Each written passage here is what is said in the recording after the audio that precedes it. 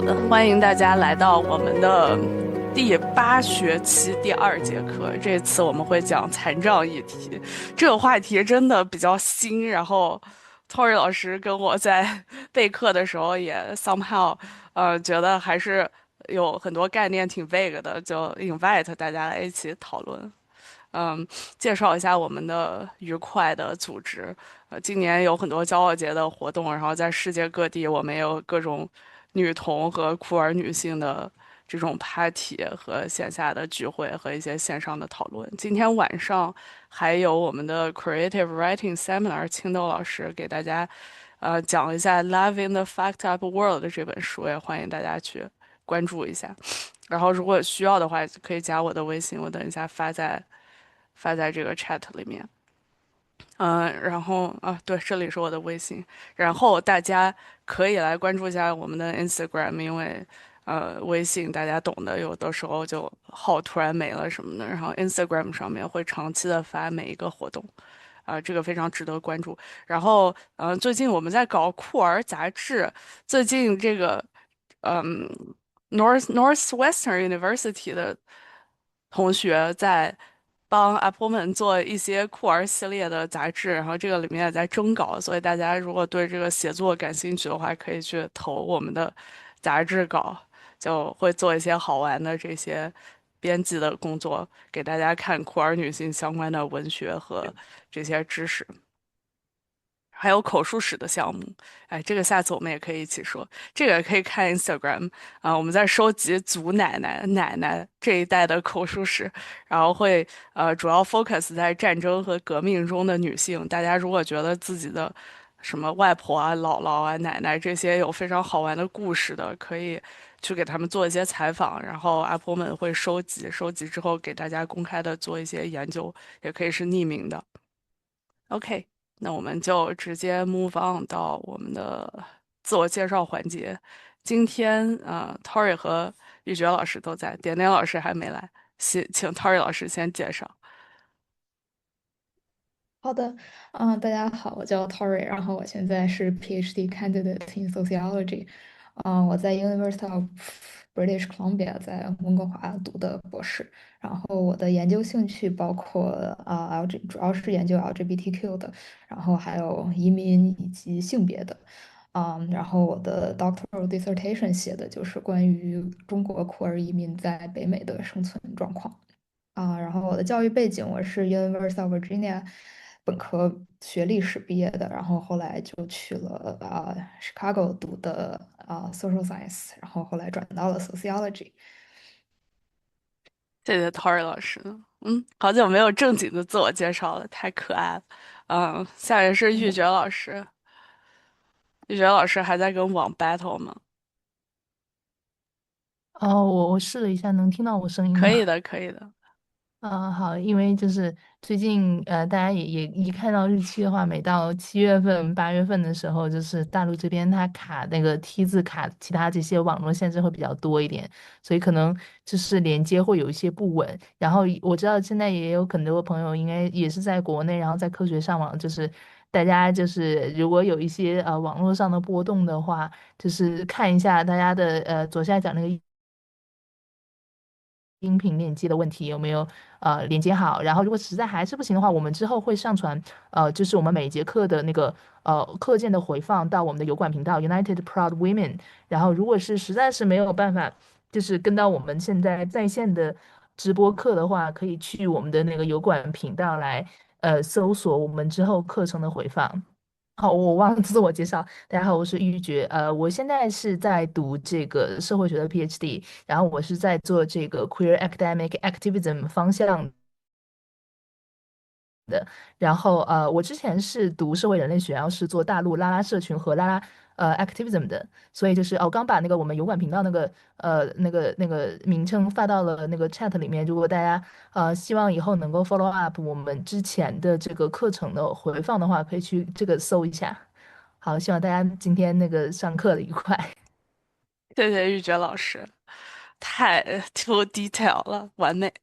那我们就，哎，大家要不要有幸运观众也可以开麦的介绍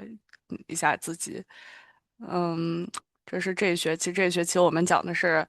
marginality 和 visibility，然后上一次也介绍过为什么要排这些 specific 的 readings。嗯，在大家开麦之前，先介绍一下 SAFE 和 Brave Space Agreement。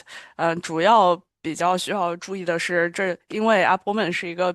比较偏向于女性生命体验的群体的一个分享的空间，所以大家如果是 identify with this specific label 的话呢，欢迎大家多来分享然后反之的话，希望大家把这个分享的时间更多的倾向于咱们的sexual minority women，in a broader sense。好的，大家有没有要开麦介绍一下自己的？没有的话，我们就可以讨论文章，或者等一下有这个互动环节，那也欢迎大家一起玩。不然总是 Tory 跟玉珏老师讲的也很干燥，对吧？大家可以一起来讨论。好的，那我们就先开始讲我们的第一篇。第一篇是一个比较有意思的 introduction 的文章，关于 disability。Tory 老师要不要介绍一下作者？好的，这个作者是这个English Department 的，然后我觉得现在其实很多研究 disability 的scholar 都非常 interdisciplinary，然后很多是在 humanities 的，然后我们 assign 的 reading 第一章也可以看出来说他讨论关于 disability 在文学里面的发展讨论的比较多，所以这个和他的背景也比较 align。然后这本书呢是主要有一些 essay 组成，然后我布置的这一章更多的是给大家 introduce 一下这个 field 的大概的情况，然后它是有一些关键词，然后我们学到这些关键词的话，对后面的讨论可能会有很大的帮助，因为普尔的那本书可能是更比较难懂一点，然后所以就用这个作为一个引入点讨论的。大家读到这本书的时候有什么想法吗？欢迎大家随时开麦讲。我们就先讲一下这个 theme 吧。这本书里面一开始就讲了 freaks 这个概念。Tori 老师要不要来简短的帮助大家回顾一下？好的，这个电影其实是可能很多人都没有看过，我自己也没有看过，因为它非常老，它是一开始是1932年拍的，并且好像在很长一段时间在英国是被禁了的，嗯，所以可能这个我不知道现在可以公开播放，但是呢，就是看出海报也可以看出来它的年代感，然后它这个 Freaks 这个名字也非常的直白。然后在海报上也直接 depict 了很多这个所谓的 freaks，或者现在用现在的话说的更多的是people with disabilities。然后这个电影主要讲的是，有一个马戏团，然后应该是右边的海报右边的这些人，第一个海报右边的这些人，然后马戏团里面有一个侏儒，然后有一个正常的所谓就是没有 disability 的blonde 的女性，然后她好像知道这个侏儒会有一笔遗产来继承，所以她虽然没有喜欢这个侏儒，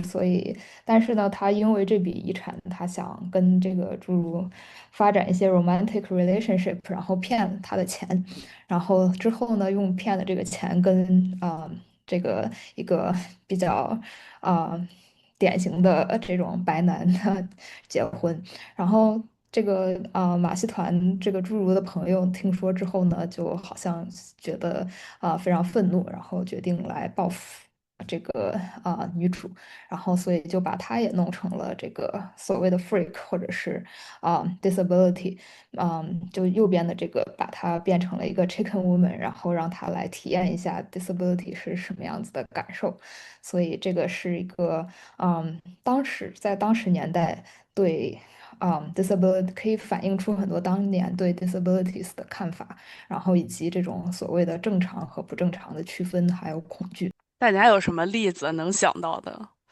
其实这样的非常多，像什么 Hook 船长，就是手是一个钩子的船长，然后还有在《Moby Dick》里面的 Ahab，这个在这本书里面也提过，就有挺多童话角色的。Tori 老师还举过那个7个小矮人的例子。是的，感觉安徒生童话里面，其实仔细回忆，好像其实有非常多的 disability 的身影出现，不管是主角还是作为配角，其实就是他在我们的文化里面是很常见的一部分，我看 大家也可以去 Carlin 找一在说《Greatest Showman》和谢广坤的美国恐怖故事，要不要都来聊聊天啊？Carlin，你先说吧。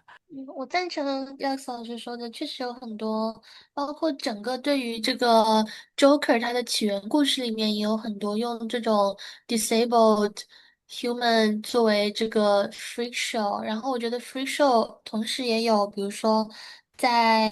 他们的 Gay New York 里面有讲到1920年的时候，纽约的 gay 他们就是一个 spectacle，包括他们甚至会有人吹那种什么用下体抽烟，然后就是这整一个 freak show，把他们作为一个 performance，然后用这种 disabled body 作为一个奇观来吸引人的这个，我觉得在现在依然是非常非常的常见，就甚至什么有那种什么你被拐卖到东南亚，然后他们会把你做成那种什么奇形怪状的东西来展出的这种 urban myth 也非常的多。说的太对了，你这么一说，我在2年前去 Vegas 的时候，我还看过一个 show 叫 Zoomania，就是 like a human，但是它又是里面就有诸如这个 category，然后还有很多，哎，我怎么会去看这种东西？真的，被自己无语到。但是就确实，Vegas 那个 show 里面还有，比如说自己可以给自己，呃。做 blow job 的男性，就是他好像肋骨比较短，然后就可以 bend over，然后就可以 perform 很多，而这些都算是挺多 disability 或者所谓的 freaks。玉珏老师要不要开麦分享一下这个马戏团畸形秀？就是如果大家看到很多那种在那个影视作品中会有那种畸形秀和马戏团的这样的元素的话，它很多里面的那种就是奇人的话，它很多是那种被认为是，比如说他们在外形上会有一定的这种和典型发育不一样的，然后会被认为他们是那种残障人士啊、身心障碍啊，然后是作为一种奇观来观赏。有的时候呢，他们就是可能完全不需要再有额外的这种才艺的表演，但是他们就是会把他们的身体作为一个可观赏的对象，然后作为一个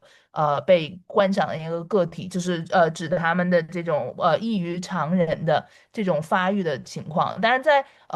在这个整个的西欧的文化中，它还有很长的一段时间是把他们被殖民者。就是哪怕说他们没有说那个被认为是 disability 的这种症状，但是呢，他们仍然会被作为这个可以观赏的与这个典型的白人男女发育不同的这样的形象，然后被展出。就比如说对于那些黑人奴隶的展示。然后我记得是当时是有一个非洲部落的女性，因为她的臀部会很大，然后她就被展出。然后包括中国的晚清的时候也有那个妇女，因为她是产族嘛。然后也被当成这样的一个异类来展出他们的身体，所以就是它是跟那个每个不同社会他们对这个 disability 的定义有关，有的时候它的 disability 它是与这个常人相异，而不完全说是这个就是有哪一些方面赢，而是与它主流的体现。确实，这么一想，嗯，那个美国队长的剧情其实也非常的就 disability centric，就比如说他一开始的时候很小啊，然后就身体就是没有办法完全的承载这个美国队长形象，然后突然就打了药啊，然后就开始变成一个巨大的 muscle man。就是，然后还有比如说《X 战警》里面大家生下来的超能力，然后很多时候也在生活里面被看成 freaks。那这样想，超人是不是也算是 freaks 的一种？只是非常capacity 比较高的这些 freaks。陶瑞老师，你说？对，我觉得确实，如果广义定义，可能 freaks 就是有点比较 negative 的，然后和异于常人的。但是超人感觉大家提起来觉得还是比较喜欢的。然后不知道符不符合这个 freaks 的定义。然后 freaks 这个词在现代好像也在 disability studies 中有一些讨论，我们现在的 terminology 很多都不再用了。然后这个也是有当时非常强的历史背景的。然后超人好像还挺现代的哈，我忘记是什么时候拍的了。对呀，就连现在的电影还比较落俗套的在拍一些这些身体的所谓的 freaks 的 stories。谢广坤关于美国恐怖故事想要补充吗？谢广坤老师在吗？好久没听段子了。谢广坤老师决议不开麦。好的，那我们就 move on。X 战警 symbolizes LGBT community，确实，我记得在《哈利波特》里面还讨论过，比如说那个蛇女就是 freaks，然后最终变成了一个蟒蛇，然后变成了那个纳吉尼什么的，然后当时也是在被马戏团笼子里面展出，那个时候马戏团真的有一点说不上来的感觉。纳粹时期，玉珏老师来加一些纳粹时期的讨论吗？就是纳粹时期，因为它有这个优生优育嘛，它这个优生学的这个政策，他会认为说你的这个残疾，无论是你的这种 disability，无论是你的生理上的还是心理上的，他认为要跟你的遗传因素有关，他认为说这是一个很不好的基因。那如果他要避免他的这种不好的基因延续下去怎么办呢？他就要对这些人做这个强制的绝育。当然，他不光是就是因为他会延伸到，比如说你是有这个智力上的障碍，然后你呢。你的这个性别，他被认为说是你的性别认知有问题，你的性取向跟这个常人不同，那他都认为说你这个是在这个精神和智力上面有这个残疾，有这个残障，他就认为说你应该强制的绝育，你应该被关到这个集中营里面。所以呢，就是在那段时间的话，他就是不光是这个当时被认为说你在这个身体上有残疾，然后你在这个智力上有障碍的这些人群。包括也被认为是有这个精神上问题的这个同性恋者呀，然后像这个跨性别者呀，他都会被纳入到他必须要强制绝育和必须要这个在集中营里面接受改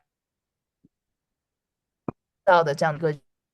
所以他其实是蛮有这个优生学传统的，因为他认为说，你这种 disability，无论说是你的身体生理上的表现，还是你在心理和这个精神上的表现，你是一个可遗传的因素，所以这个也是一个非常典型的这个社会对于 disability 的一个认知。包括他在纳粹德国之后他这种思想，这种优生学的思想，它会延伸到很多的其他国家，包括这个日本也曾经有过对这个。就是智力障碍人士的一个强制绝育，我记得当时还是哪里来着，他本身也是因为有这样的倾向，然后呢，就导致这个多年以后被这些这个当年被强制绝育的这些人，他们的家属，后来就去起诉了当时的政府，就是因为他们认为说你对我们的 disability 的这些人群 disabled people，然后你是剥夺了他的生育权这一个作为他人类而言最基本的权利，仅仅是因为你认为这个政府认为说你这个disability 它是一个很不好的基因，它不应该传承下去，所以他就去进行了强制的绝育，所以也是一个优生学在政策方面的影响。对，这本书之后还讨论过很多的 genome，然后讨论哪一些基因是会导致什么疾病，然后可以做基因筛查。感觉目前也是，天呐，好值得深入的讨论。谢永坤老师回来了吗？要不要介绍一下美国恐怖故事里面的剧情？哈哈，我来了，我来了，就是美恐的第5季，它其实是针对这部电影的一个致敬嘛，然后它也 copy 了很多电影里的那种经典角色，就是有一对 twins 的角色其实是连体婴儿，然后还有那种长着胡子的女人，以及是有3个乳房的女人，就是那个第3个乳房长在正中间。还有就还是那种侏儒的一个形态的，以及就是那个叫什么呀？跟西西弗斯一样，那个尖头的大鼻子的那种，怎么说弱智嘛？一个那样的角色。就其实那一季真的还挺有意思的，我觉得他没孔，其实我感觉他每一季都是一个挺猎奇的心态。然后在那部剧里面，我有点时间太长了，都有点第5季了。它其实有一种的，就是说他们也是马戏团各自那个巡演，然后也遇到了那种可能觉得他们是怪物或者干什么的一个那样的剧情。就是怎么说啊？就是他们那个什么那叫什么呀？就是演员也不是说特别开心，就是说自己长得像怪物的同时，但自己也不高兴，就没什么可讲的。我不知道你要让我讲什么，我觉得这是一个就看吧，大很好。家都看吧。这是一个很好的 segue to 我们马上第一篇文章的讨论，就是因为你刚刚讲了它的 disability 其实是涵盖了非常多的这个 range 的，然后它也解释了为什么第一波disability move on 到第二波 disability movement 的时候，就是这些 category 的边界也被模糊了。然后，那我们不如直接来进入第一章的讨论。哎，点点老师来了，点点老师等一下多说。我们先来介绍一下 concept。然后发现自己变成了白人，但是 disability 那就不一定，比如说第二天起来，然后觉得头重脚轻，然后去医院发现是有一些身体 permanently 出了状况，那就会变成这个transition 到这个 disabilities 的状态，所以它是一个 amorphous identity。然后下面这个词 normate 这个词就是说，是一个比较 ideal 的身体的状态或者一个 ideal 的人设，它不是一个具体的人，而是说，大家最理想的或者社会最希望的一个状态，比如说它的一些 characteristics，包括是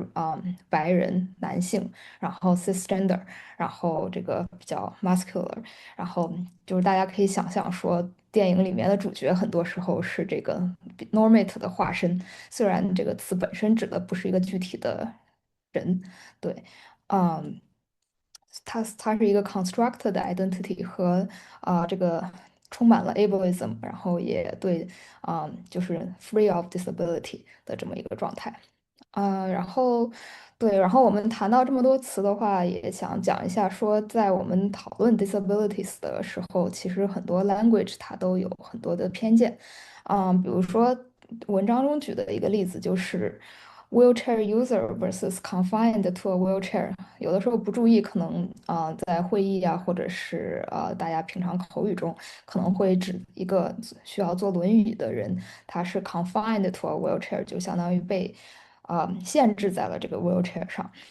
但是呢，它的比较好的说法应该是 wheelchair user，它只是说作为一个 user，他在用这个 wheelchair，而不是 confined，因为 confined 它 suggest 了一个非常 negative 的，好像就是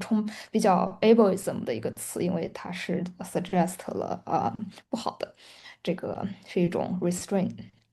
然后还有我们经常用的一些日常的词语，比如说 turn a deaf ear，然后这个也是这个 deaf 也是指就是跟这个 disability 相关，所以说 disability studies 呢就会倡导说我们要 be mindful of 我们的语言系统，甚至改变这个语言系统来 correct 这个语言里面本身自带的 ableist assumption。然后还有就是 disability 和什么是正常，什么是 disabled，它其实是一个非常construct 的概念，它是根植于社会历史文化的。在有些年代，比如说有些 form of disability，它可能并不认为大家可能觉得是正常的，versus 我们现在看觉得是disabled 的，当时的人可能不这么认为。这个其实有很多例子。刚才对那个1932年海报的讨论，就是一个比较好的例子，就是不同的年代对 disability 和 normality 它是有很多不同的看法，所以它不是一个 essential 的 idea，它不是说你的身体只要是 something is missing 你就是 disabled，没有这么简单。然后最后一个 distinction 呢，作者介绍的是 impairment versus disability，就是说呢，其实 disability 它是由社会没有 accommodate 它的 need 造成的。比如说我们很多人是近视眼，然后呢，近视可能算是一种 impairment，因为眼睛的功能，它可能很多人 fall on 一个 bell curve，有的人视力好一点，有的人视力没有那么好。然后那到底是要多好才算 disabled，或者多好才算normal 呢？这个其实是很难讲的。所以说 impairment 它只是 suggest 了一种说我们在这方面的功能可能有一些below average 的。但是呢，当它没有被社会 accommodate，比如说如果假如说完全没有眼镜，或者说啊、对，就反正如果我们不去 address 这个的话，那它就会变成一种 disability。那高度近视的人可能完全就无法工作、无法看书等等等等。然后还有就是 wheelchair user 也是，如果说没有一个专门的 ramp 给他们通过这个 wheelchair 的话，那他就没有办法进入某一个会场，那他这个时候就是 disability instead of impairment。所以 disability 这个概念呢，它是有很多social assumption 的。对，这也是 disability studies 的一些比较重要的 principles。可以一个 term 一个 term 的来讨论一下，然后来 unpack 一下，感觉这个内容还挺 dense。就比如说这个 language use，就是其实挺多 language 都是比较有污名化的意思的，比如说像什么 that's lame，然后或者 I'm so blind to the subject 等等，就是它都 indicate 了这个 bodily 的，嗯，没有那么有功能的这样的一些负面的含义。对吧？那我们就是在用词的时候，是不是得 avoid 很多的关于 bodily discussion 的这样的形容词呢？还有什么 retarded 之前，对，是的，retard 这个是一个非常好的例子，经常会作为一个骂人的词汇。然后这个其实对于一些，比如说有智力障碍的people with disability 是一个非常污名化的。那感觉还有挺多词其实都不是非常的可以用。That's crazy，对，That's crazy，对，感觉确实挺多的。然后还有 impairment 和 disability，我觉得就是广义上来说有很多，比如说我们刚刚在讨论卫生巾这件事情，那卫生巾就是如果来姨妈，那 to what degree 是正常的？就其实来，然后就下体一直在出血这件事情，本来它就是一个 impairment 了，对吧？就 kind of，然后就 body 里没有那么的 functional。instead，比如说，那就需要一些 specific 的 device，像是卫生巾啊、卫生棉。如果没有的话，那就会陷入一个比较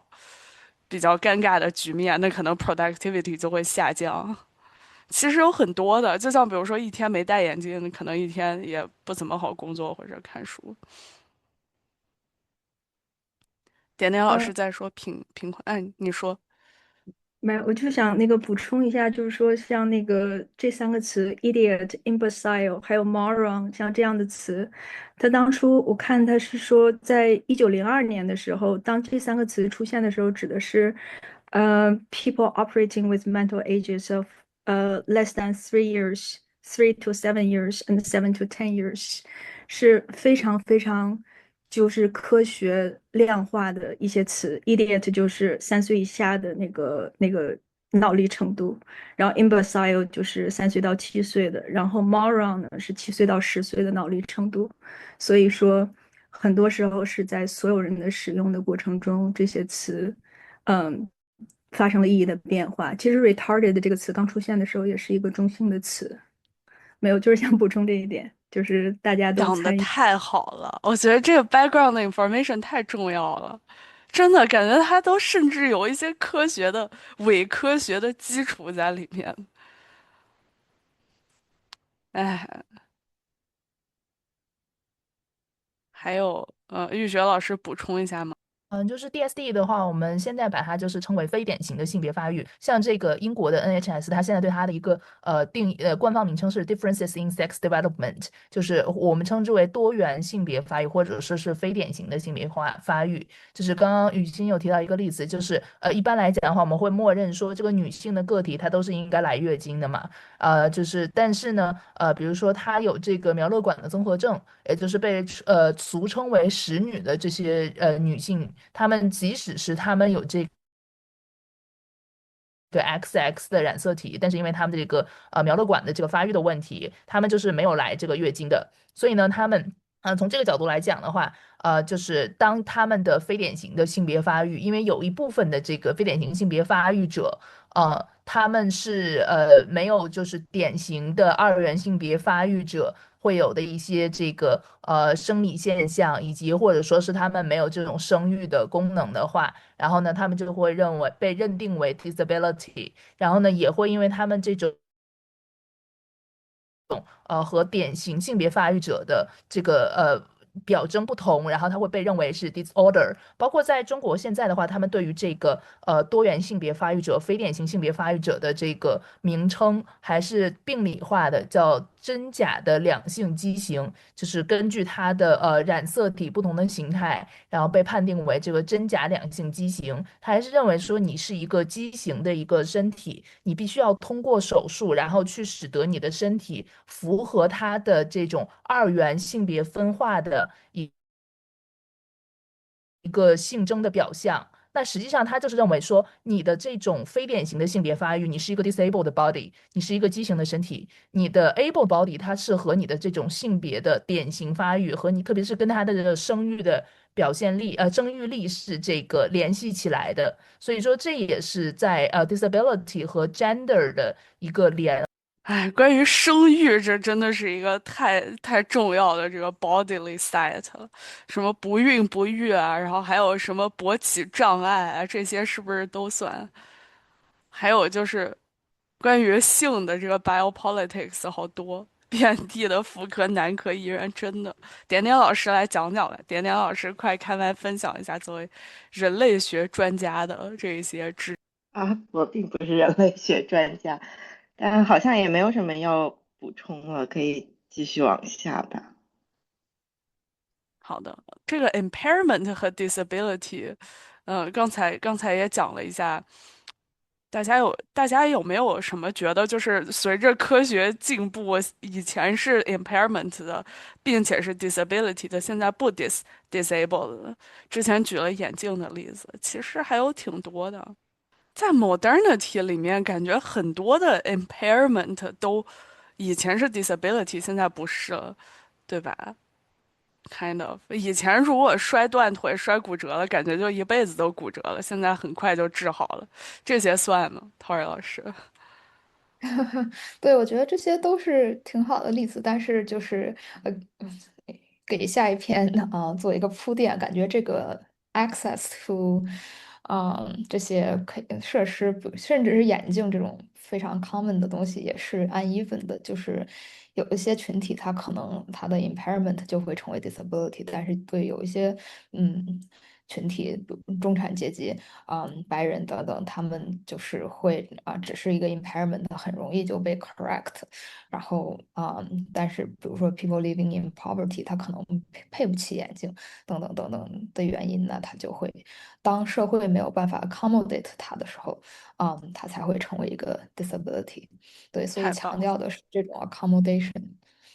等一下具体的讲一讲。那我们直接进入下一篇吧。下一篇这个关于 poor 的讨论可以多讨论一些，因为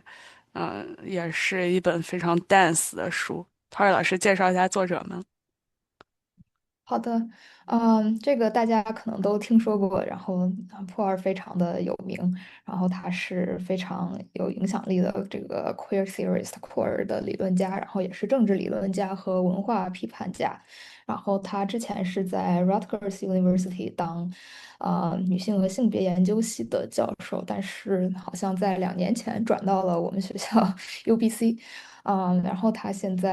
他主要的研究是有库尔理论啊，然后残障研究、殖民主义研究等等。然后他的第一本书是这个《Terrorist Assemblages》，这本书也非常的有名。然后是讲关于 Homo nationalism 的国家机器是怎么应用这个 LGBT 来进行殖民主义的一本书。然后，在这本书里面，他进一步拓展了说这个国家暴力对于对于身体政治的分析。然后，比如说他在一会儿会讲到说，揭示了，比如说当代现在的 modern state 是怎么通过创造这种伤残和残障来实现统治的目的的。然后他的书 in general 都非常的有批判性，然后他对于很多库尔理论，这个尤其是 queer of color 的这个发展都产生了很重要的。大家下次有机会去温哥华，可以去找这位教授，咱们可以一起去。那我们就介绍一下 concepts 吧。这本书太 dense 了，Tori 老师帮大家 unpack 一下。是的，首先我们介绍的这个 concept 呢，就是题目里出现的这个 the right to maim，然后它与它对应的一个概念可能是 the right to kill。the right to kill 很明显，就是大家所知道的国家它有杀人的权利，比如说警察他可以shoot，然后嗯。或者是在战争中，可以很多平民都会被杀死，然后这个是 the right to kill，这个也是福柯在在福柯的理论中，然后这个 let live 和 let die 的一个区别，就是国家可以让人继续生存，也可以让他的人民死亡，他有决定生死的这个权利。但是生死呢，它本身就是一个比较 binary 的 term，然后 kill 或者是 live，它也是一个比较 binary 的 term。然后呢，这个时候 Poor 的 intervention 更多的是介绍伤残的这个概念，就是 maim。MAME 的话，它其呃对应 MAME 的是一个 disability 的概念，然后一会儿我们也会提到。但是呢，在这里我们就先说到说这个 the right to MAME，它是相当于 complicate 了这个 binary of the right to kill，因为有的时候比如说警察他可能故意把人，他可能没有 aim for 他的最致命的部分，比如说头部，然后但是呢，他可能把别人的腿打瘸，或者是胳膊打断等等，他有的时候很多时候是故意的，不是有的时候。所以呢，是这里也的这一个 quote 是 oscillation between the right to kill and the right to maim are hardly haphazard or arbitrary，就是说它不是一个 byproduct，它不是一个说我没有瞄准，然后不小心打偏了，所以我把他打残了而没有杀了他，或者说在战争中我没有，有些平民是无辜的伤害，然后他们可能导致了一些身体的残障。但是不是这样的，不是这么 arbitrary 的，它不是一个 byproduct，而是故意的，是作为国家暴力统治的一种手段。然后我们，比较常见的例子，他举的是巴勒斯坦的例子，以色列对巴勒斯坦的控制，它很多时候，比如说，战争都是希望把巴勒斯坦的人民打成这种残障的状态，而不是彻底杀死他们。然后这样的话，他们就没有办法进行sustained 的一些 resistance，没有办法 organize，所以这样就 weaken 了整个的 national body，相而且他当于。在书里还说，还说了这个巴勒斯坦，如果对方军队被打残疾了之后，他们的家人就会照顾他们，然后整个社会就得去 take care of 这些残障人士，然后这样也减低了他们的战斗力。陶尔老师，你对，是的。接着说。对，是的，这些都是很好的例子。然后，还有 racialized violence，这个是可能更多的他在谈论美国的 context，当时的这个 Ferguson 的事件，嗯，还有我们最近的都有很多警察把黑人杀死或者是打伤的事件。然后，这个 racialized violence 是一个非常严重的现象，经常会发生。然后这个黑人群体就是会被 target，他们的 risk 和白人群体走，比如说晚上走在街上的 risk 完全是不对等的，所以说这个，它也是作为一个国家机制的运行，因为警察是国家暴力机制的代表，然后警察确实有 the right to kill，the right to maim，然后他通过实行这种暴力，然后来进行种族方面的控制，然后把这个白人和黑人的 hierarchy 建立起来，所以这些都是一些手段，可以对，所以我们讲了这个这两个概念的 distinction，在这里要不要停一下，还是继续？点点老师来补充一下，点点老师放了一整篇的这个中文版的关键概念。点点老师之前也非常的在关注巴勒斯坦的这些事态，所以点点老师可以讲一讲。点点老师来吗？这边其实对我也要讲，其实我也放在那个，我把文档分享了，就是前2天昨天我发在群里，其实就是他这几个，因为我现在在做劳工的工作，然后确实我也挺关注现在战争的情况的。那确实可以看到很多底层的人，刚才眼镜的也是一个例子，但是就是有很多人他们不处在能接触社会资源的位置，因为现在社会资源是非常有阶级性的，但凡你越有钱，就越可以接触各方面的便利。包括各种的基础设施，我们光是看路况就知道你在一个富人区还是在一个穷人区。那所有的这些肯定都会让，就是结构性的让一部分人群处在那种各方面基础设施都不完善，然后身体上的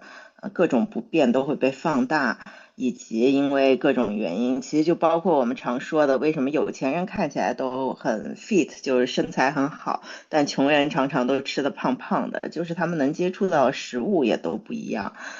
但是当我关注了一些有机食材和普通食材的区别，以及不光是价钱的区别，而且也是真的在生产过程中整个的一个污染物和各方面的区别，以后我真的意识到这是一个很结构性的问题，就是我们这些身体健康的人，可能老吃这些乱七八糟的东西也觉得无所谓，但是谢谢点点老师的补充，感觉这个 Poor 教授在讨论贫困的时候，也把它归为 debilitating 的一个 factor。玉珏老师有什么要补充的吗？就是稍微补充一下，就是刚刚有提到的这个纳粹，就德国纳粹时期它的优生学的这个强制绝育，因为我们刚刚也提到这个 racialized violence，它其实也是这个当时的优生学的一个非常典型的思维，就是他会统一说为什么我们要把它强制绝育，因为这些人他是不良人口，那不良人口的话，它携带了这种不良的基因，那我们不能够让这个不良的基因去危害我们的下一代，危害社会的未来，那怎么办呢？我们就要把这些人给强制绝育，但他还有更过分的做法，就是把这些人都你也不强制绝育，我直接让你这个人不存在了，那你就也不用说我再额外的去给你做这个强制的绝育的手术了，你直接你就一键就人道毁灭了，然后他就不存在这个不良基因了。那么当时呢，他们会把这种黑人啊、犹太人，就是罗姆人，也就是我们经常提到的吉普赛人，然后这些呢。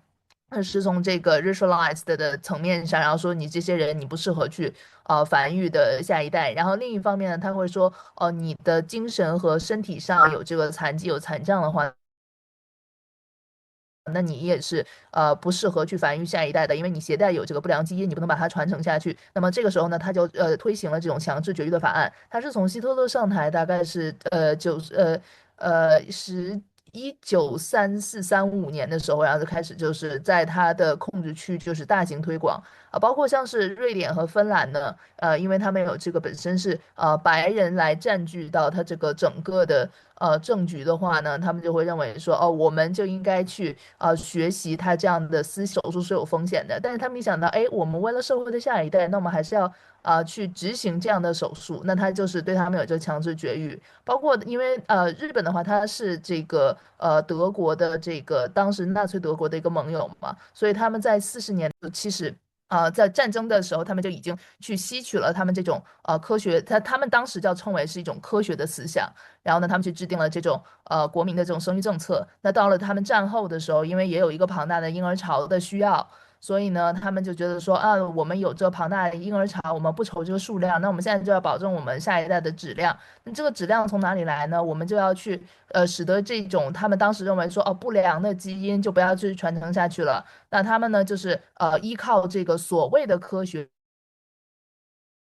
对，就是这个医生的这个判断，而不是患者本人的意愿，然后去对他们进行这个强制的绝育。到后来呢，就是他从50年代的时候，他是进入到一个强制绝育的一个高峰期嘛。然后当时他不光是这个，他们认为说有遗传性因素的这些疾病，就是精神上一些疾病，他去给他进行绝育，包括他还有一些像什么麻风病人啊，他也是给他进行了一个绝育。只要医生说 OK，你这个基因不太好哈，你有这个disability，你对这个社会的这种生产性有影响的话，那我就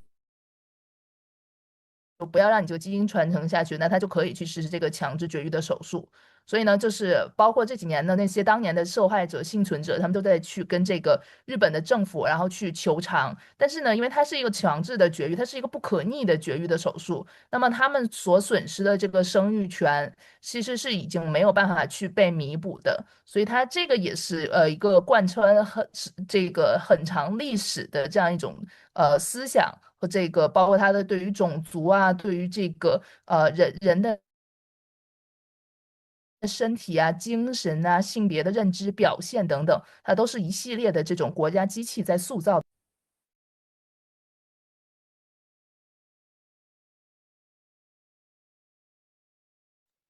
谢谢玉珏老师的补充。Carlin 这里在说普尔关于 biopower 和 necropolitics 和 bare life，Carlin 要补充一下吗？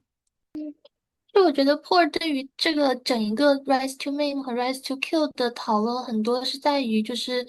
这个国家本来可以杀死你，但他们不杀死，反而是选择用这种 Maim 的方式来，不管是把敌人还是把自己的国民规训成更加让 State 更好控制，或者说更有利益的方式。那整个 Beer Life 的概念也是说把人 reduce 到一个只有biological basic 剥夺他们的社会或者说经济或者说其他方面的人权的这样的一个状态，那我觉得其实是跟 Right to Maim 是很相似的一个 narrative，就是说他们的这种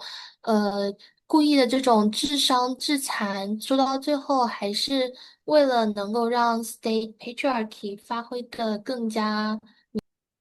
谢谢 Carlin 老师。点点老师再补充一下这个 right to maim 对于本国人民的这个规训。像我刚刚提到的很多例子也是本国人啊，就是现在我们喜欢用民族国家的框架来说事，但是想想纳粹对犹太人的谋杀，难道犹太人当时不是德国公民吗？就是啊，一个国家也会在自己的内部制造战争状态。我不知道啊，说出来会敏感吗？在中国的内部，现在就有很多族群也是在被边缘化、被衰弱化、被监禁的。这个就是看你愿不愿意被国家所利用。其实很多父母对孩子也是这样，就都不用，因为我们国家很喜欢把父母和孩子做比方，就是父母怎么会对你不好呢？国家怎么会对你不好呢？实际上，很多人有切身的体会，这个好是父母觉得你好，然后如果你有不听话的部分，你就可能会遭遇一些资源的匮乏，这些就会使你衰弱。这个听起来很像有意为之，然后实际上，我觉得普尔在这里要说的就是，国家也是在有意的调控它的资源分配。这个资源是怎么分配的？用什么权利、什么逻辑结构分配的？这是一个权利的问题。如果说 Davis 聊残障只是在聊残障本身，包括让我们去反思残障健全这种二元化的划分是怎么被社会建构的，有哪些问题的话，那 Paul 其实是延续福柯的权利理论，在讨论权利，在讨论权力带来的社会资源的分配，在各种结构化的，比如说殖民、战争，各种社会规范，包括刚刚说的残障与正常的社会规范，包括对于什么是酷儿、什么是正常的社会规范，然后在所有这些权力结构之下，还有种族，当然在美国社会更加明显。其实别的社会也有，就是种族也是一个人为建构种族化的过程。比如说犹太人怎么从公民被种族化成一种害虫和异类，要被驱逐，要被屠杀。那现在其实也还有很多，包括现在的犹太人，他会怎么把就是巴勒斯坦人也给异类化。这个 Pro 他最开始是研究同治国族主义的嘛，他就是在说以色列是怎么通过建立一个我是一个开明的亲西方的 LGBT 友好的先进国家的这么一个形象，来把他周围的这些中东的敌国给妖魔化，从而合理化自己对他们的军事入侵和伤害。那这种建构一直都在进行。然后它也就导致了特定人群被妖魔化的人群、被底层化的人群、那些被认为没有资格获得资源的人群的伤害，包括就是现在美国的这些政策改革、福利制度改革，川普新通过的大而美法案，就又一次的回到了那种要求你必须要每周工作多少个小时，你才有权拿到福利的这么一个叙事。也就是说，当你因为慢性病、因为各种身体条件丧失工作权利的丧失工作能力的时候，你就更没有权利得到救治，然后你的身体条件会更差，就是会让这些人陷入这样的恶性循环。那这难道不是有意为之的吗？他实际上是通过这么一种叙事，就是你不工作就没有权利获得福利，这其实是一个天经地义的事儿吗？这实际上是社会建构出来的。那每个人刚生下来的时候都不工作，都是父母给养，难道这些人都应该去死？但是他就社会就限定了，当你成年以后，你就必须得是一个符合规定的社会螺丝钉，只要你不能工作，不能为那些，我们也可以想想是为谁工作。只要你不能为这些资本家贡献自己的力量，那么你就也没有权利获得社会资源和福利。当然，我可能放入了太多我劳工运动视角的东西，但是就先这样吧。太 make sense 了，谢谢点点老师的分享。我记得在作者一开始还强调了这个语言体系。那 Tori 老师在移民研究的学习的时候，有没有发现，比如说，在一个新的国家，大家如果不能使用当地的 language，然后失去了表达的能力，这算是一种 debilitating 吗？我觉得这个还挺有意思的。我也是最近才就是因为我有一天好像是刷什么东西看到说，他把移民比作一种失去语言，就是然后并且是 deaf，就是你不能说也听不懂的这么一种状态，其实是和 disabilities 是有很多 overlaps 的。在此之前，我其实没有想过这个 perspective，所以。从这个方面来讲的话，如果国家对移民、对非英语国家的移民没有任何的帮助，然后并且想要剥削他们一样的，比如说他们可能一辈子都困在，他们的 ethnic community 里面做一些非常低端的劳动，比如说在中国城里，然后一直刷盘子这样，然后没有一个好的 program 帮他们去 integrate，帮他们去学习英语的话，那他们可能只能这个样子。然后从事一些体力的劳动，然后造成这种慢性的wear down。所以说，我觉得这确实算一种debilitation。如果在对是国家对也是对于移民的 biopolitical control 的一部分，这个在我们第它需要一四节课些讲。你说。对，他可能需要一些比较这样的劳工，然后去来做一些本地人不愿意做的工作。然后那这些劳工从哪里来呢？就是可能是没有那么多 skill 的移民，然后国家如果又没有提供帮助的话，他们就只能从事这些工作。所以，这就是怎么剥削的。哦，说到语言障碍，我忍不住想补充两句。是的，因为我看到评论区也有人说到移民工人碰到的语言障碍。其实这种语言障碍很多时候我觉得就很是人为制造的，因为像我现在服务的在美国的一些工人，他们确实不会说没有语言，但是他们在服务业工作需要跟客人交流的时候，他们自己其实可以用现在比如手机上的翻译软件之类的方式努力的去实现工作。但是当他们碰到这些政府系统的时候，比如还有这些就是他们需要的服务，比如说医疗机构、政府机构，然后有一些州会要求提供语言服务，但这些语言服务都非常的难约。然后他又其实不允许你用自己的服务，不知道是怕承担责任还是怎样，但是就是其实他自己带朋友去翻译，或者他自己手机上翻译，然后对方就会说不行，一定要等我们政府认证的翻译来，或者怎么样，然后就导致他们在这方面的就是非常大的困难。我觉得这也是一个人为的制造障碍的例子。然后刚才看到 Carlin 也分享了很多，就是女性作为一个群体是怎么被各种社会机制整体的衰弱化、虚弱化的例子，我觉得也很值得大家关注。嗯。非常 make sense。但是我们现在进入了这个人工智能模型时代，那很快语言可能就不能形成很大的障碍了。那我们的社会是不是在这个基础上又可以更好的accommodate 很多 debilitated 的呃大家的 need？所以咱们的这个生产力来帮助社会资源的分配，是不是也 somehow 还是一个比较重要的 agenda 呢？还是我们不应该过多的考虑生产力因素呢？我们怎么来看待这个问题啊？大家有什么想法吗？人工智能也是一种资源，我觉得关键在于这资源是怎么分配的，就是现在谁能用得上。比如说，其实我们说在美国的这些移民工人，他们其实在中国已经算状况比较好的，所以才能搞到移民的钱出来。哪怕他们在美国做的是底层工作，他们至少有一个手机，手机上还能有翻译软件，有些人甚至还付得起 AI 的这个订阅费来使用一些更高级的翻译软件，比如我。但是有很多人当然是没有这些资源，甚至连手机。需要很 critical 的看待这件。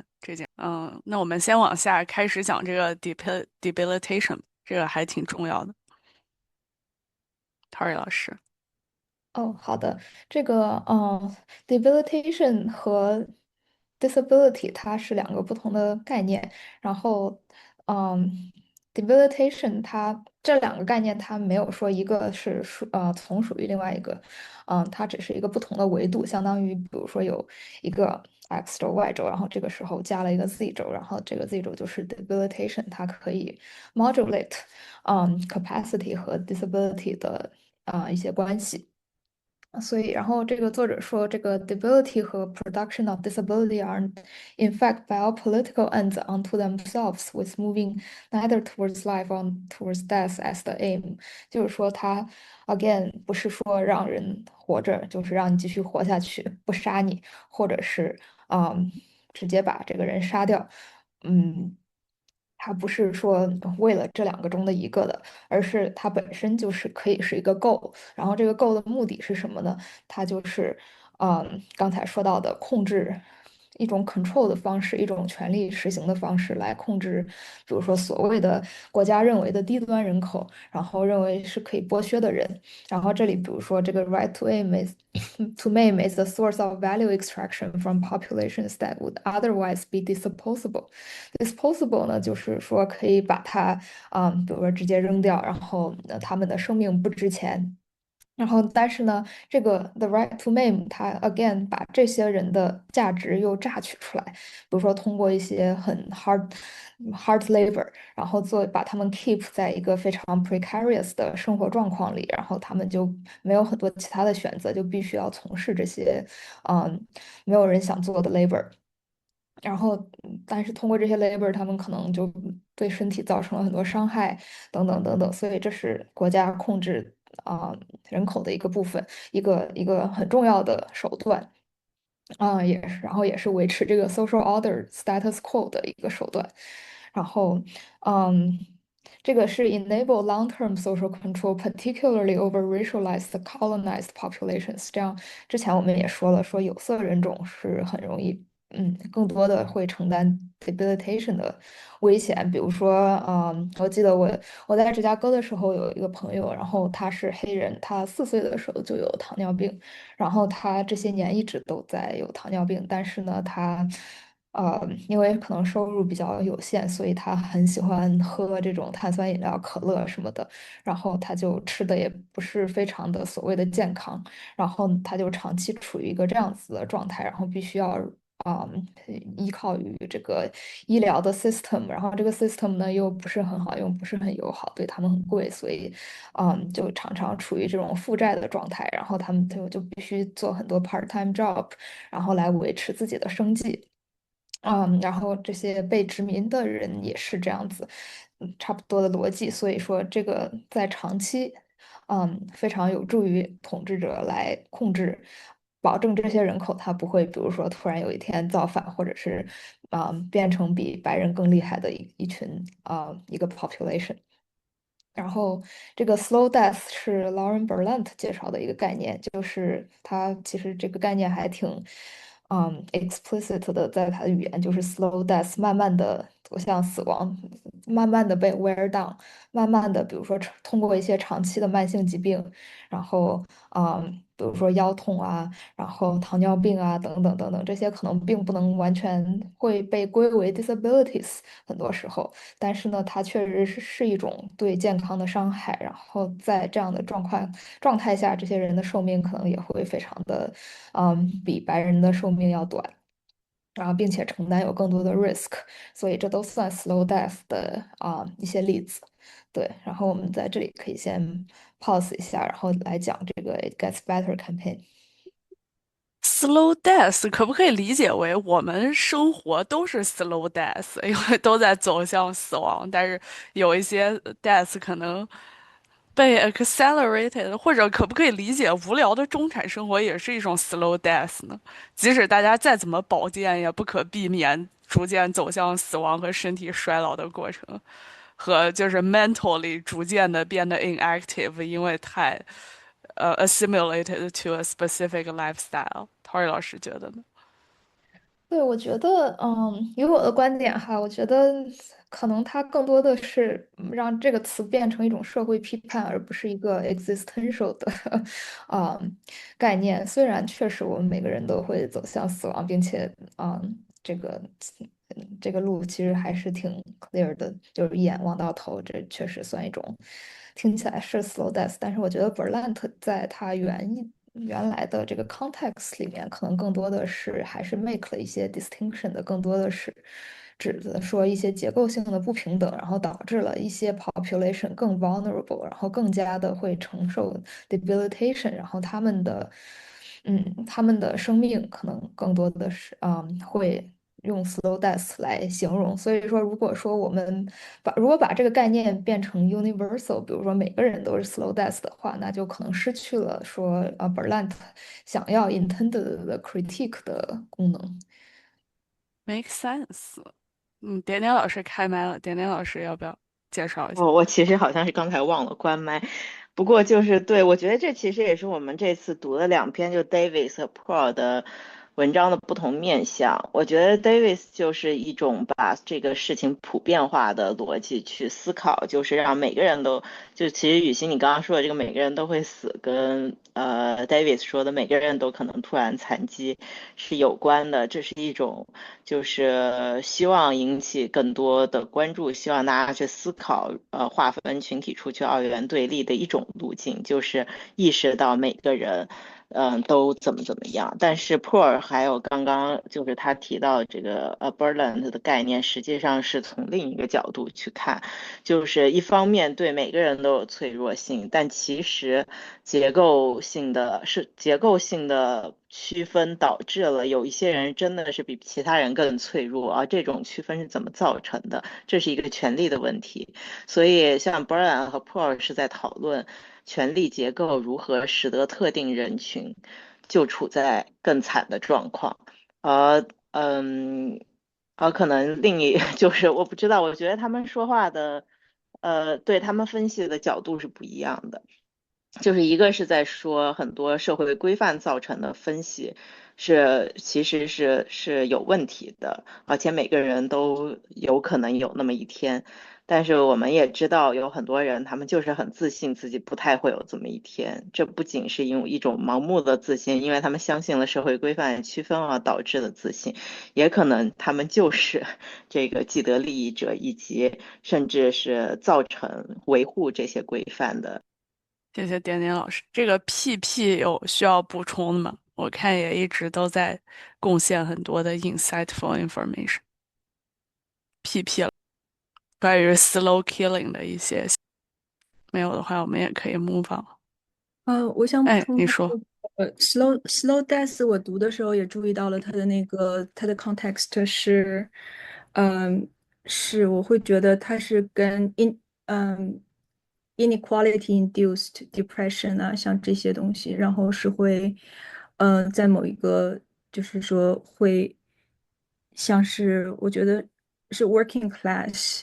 就是好像有一些经济学家会专门研究这个，就是社会不平等和和人的死亡率之间的这种关系，然后发现这种 depression 啊什么的都是，会随着就是他没有马上的受到不平等的影响那么严重，但是会可能过了一些年的以后，发现这种depression 和这个 inequality 是紧随着他的。所以就会觉得这个整个的这种capitalism，它的这种通过去lobbying 还是什么，然后来获取更多的社会资源，相当于是从大家的口袋里，从一个就是大家的共有的一些东西里面，就是说他去榨取更多的这种利益。这个东西是跟整个的这样的一个它的这个叫 rent seeking 的这种榨取的这种模式都是相关的。所以我的理解，它的 slow death 其实是就是说整个的这种socio-economic 这样的一个大环境，然后我们的这种特别是 working class，然后它导致的这种 inequality，然后最后就是实际上是我们的一个日常的状态，随着这种 inequality 正在逐年的加剧，其实在可能呃。在几十年前都没有像今天这样的这种社会不平等如此的严重。就大对对。何老师，你是研究什么的呀？要不要介绍一下？啊，没有，我没有在研究什么，我没有我没有读博士什么的，我就是在读书，呃，没有读什么，我就是读的感受是这样的，我的 slow death，我觉得是这个理解。嗯。您多来分享一下，我觉得分享的太 spot on 了。不过我们是在一个 queer theory 的课上 critique 的。我在没有上那个课之前，好像大家对他的评价还是很 positive 的，就是被一股比较正能量感动。但是 queer theory，它是专门来 critique 这种。make sense。但是当时比如说看到嗯凭空增加了特别多 visibility 的时候，还是觉得挺开心的。然后那我们就来总结一下它的具体的问题在哪儿，有没有观众来这个抢答发言，大家一起来聊一聊这个 It Gets Better 它的具体有什么样的问题，这样的叙事方式，大家有没或者我们要有想要？不要先非常简单的概括一下这个 It Gets Better campaign 是什么？对于如果没有很熟悉的观众好呀，好呀，Tori 老师的 来 con。讲，我来找一下这个视频。好的，对，所以其实这个 context 呢，就是有一个美国的高中的，哎，不对，大学 Rutgers University 正好是 Paul 当时在的大学，然后他有一个白人的男性 gay，他自杀了。为什么自杀？就是因为当时他的室友，然后把他。他的室友比较 homophobic，所以他就把摄像头偷偷的开在宿舍里，然后拍到了他和另外一个男生 kiss 的场景，然后并且发在 social media 上，然后还和他们宿舍的另外一个亚裔的女生，然后一起观看他们，就是一起观看，偷偷的偷拍他们观看，然后在这个白人的男性他发现了之后呢，啊、他就自杀了，然后是好像 jump off the bridge 还是什么方式的。然后呢，在这个事件当时导致了很多的愤怒，然后并且大家对于 LGBTQ 的自杀，LGBTQ 的自杀概率一直是比较高的，然后所以大家就开始了这么一个 campaign，说大家先不要，的意思大概就是 it will get better。当你们长大，当你们进入社会，当你们endure 这些 survive 了之后呢，事情还是会向一个 positive 的角度发展的，然后以此来鼓励这些 LGBT 的 teenager，即使在他们受到孤立、受到一些不平等对待的时候，依然可以保持乐观。There really is a place for us, and there really is 对，a 然 place 后 for you. 就很明显的这个 racial 的叙事，就是啊，好像毕业了，从初高中毕业了就 it gets so much better。但明显的对于这个 racialized body 和其他的有其他 identity 的人就并不是这样的。我们看到2位白人男性的这个分享，跟大家的生命体验，可能还是挺……那我们接着往下说，manufacturing debility 这个就哦，跟有人想发言。哎，您说。哦，不好意思，不好意思，我只是从心理健康的角度插一句，我是说，因为之前咱们都在聊统一的 LGBTQ 就大群体嘛，但是我目前我看到的，就不论是 article 也好，还是我自己做的 reading 也好，其实这个整个的大系统内部也是动态的，然后目前来讲，近年来，cisgender 就是顺性别男同性恋或女同性恋的自杀数据其实有在降低，就是至少在西方国家，但是普遍来讲，transgender 就是 trans 受到的污名化反而增多，然后这跟很多政治运动啊，然后名人的怎么说，名人的一些发言都有关系，然后这些年 transgender 的怎么说？suicidal ideation，然后 suicidal behavior、self harm behavior 这些数据都在明显，怎么说也不能说增加，但我记得是就是一直保持在一个比较稳定的一个数据，就天呐，用稳定是不太好，就然后包括之前那个视频也是说啊，你到了大学或者你到了就是你自己能 choose 你自己的 community，你会好转。但其实，女同性恋其实我不太了解，对不起，我道歉。然后男同性恋群体内部就是互相的这种怎么说 discrimination，或者说这种 body figure issue 也是非常严重的，然后会导致很多的呃怎么说身体体型问题，然后包括统一来讲，不论是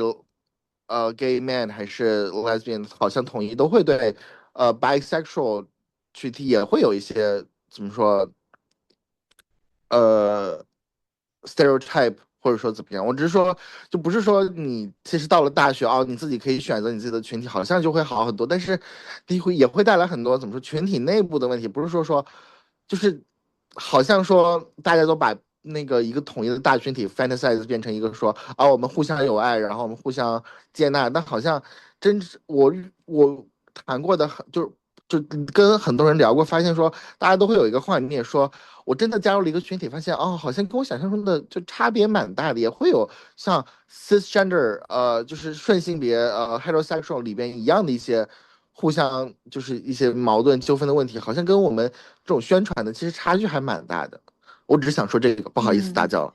谢谢分享。其实今天读的这2篇文章都是在反思你说的那种把 LGBTQ 当做一个身份政治的群体，觉得这个群体一起争取权益就行了的那种身份政治。虽然他们反思的路径不太一样，就是 Davis 是通过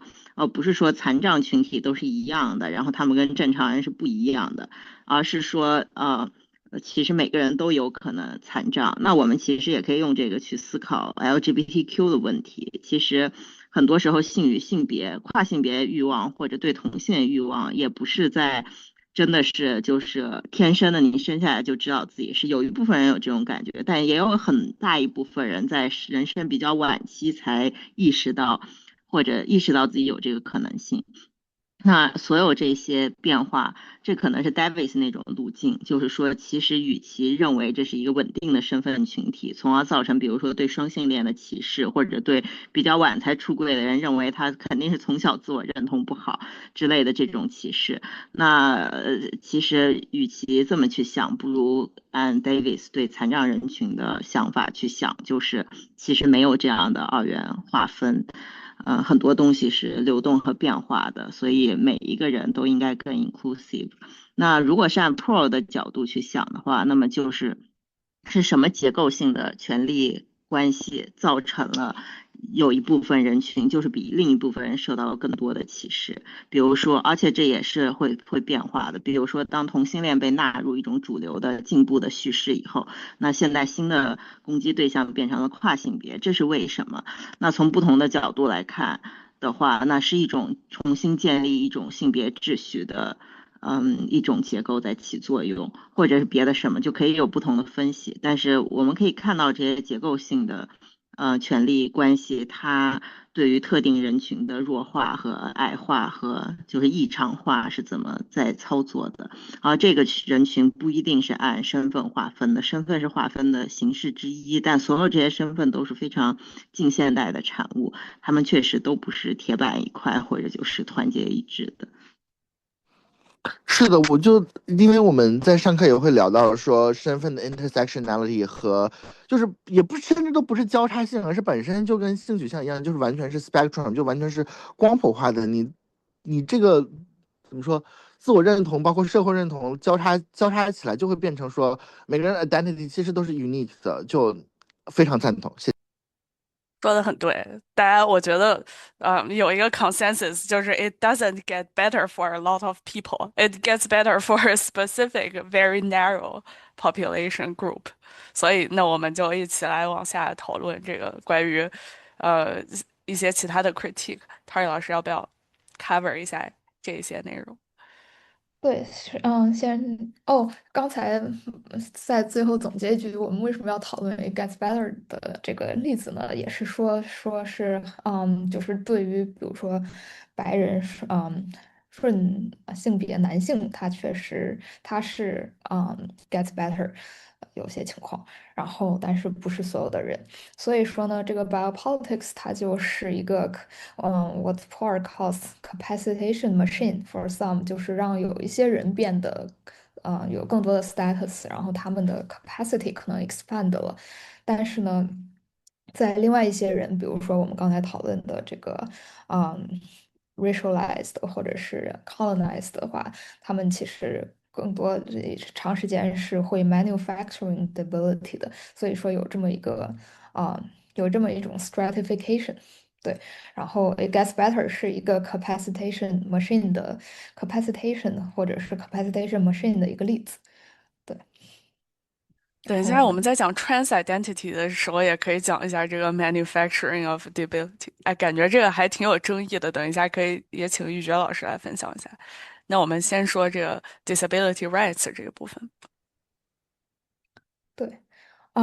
对，然后 Paul 就开始讨论说，这个 disability 的 framework 和 disability 的有什么不一样？这是他对于 disability rights 有一些 critique。他指的是，比如说他看到的这种 disability empowerment 呀，说我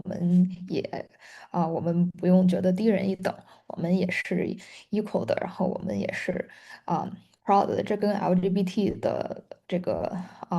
pride 的逻辑有一点像。然后，但是他对这套模式呢，就表示说有一些问题。首先呢，就是 disability rights，它是一个 liberal inclusion 的 project，然后这个是经常是觉得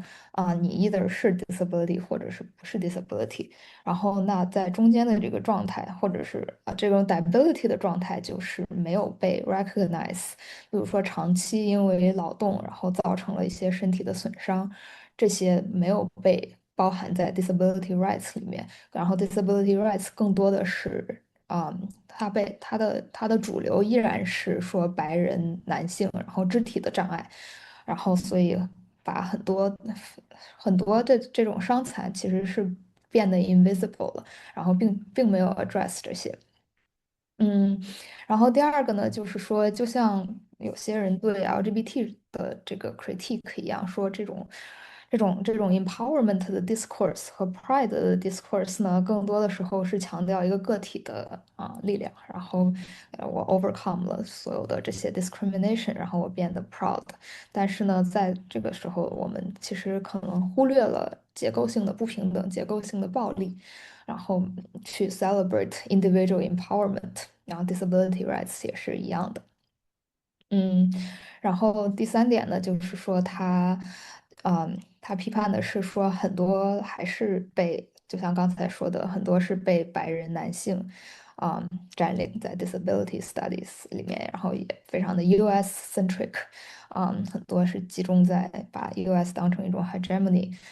当成一种 norm 来讨论。所以这些其实都没有 recognize，比如说，殖民主义的影响，然后 the ability 呢更好的可以 capture 这个。嗯，对，然后他说这个像一些种族的 protest，比如说 Black Lives Matter 和 Free Palestine 这种 anti-colonial 的这些 event，它不是说是 disability justice 的 ally，嗯，而是说 disability justice，它本身就是 disability justice。因为 disability 是怎么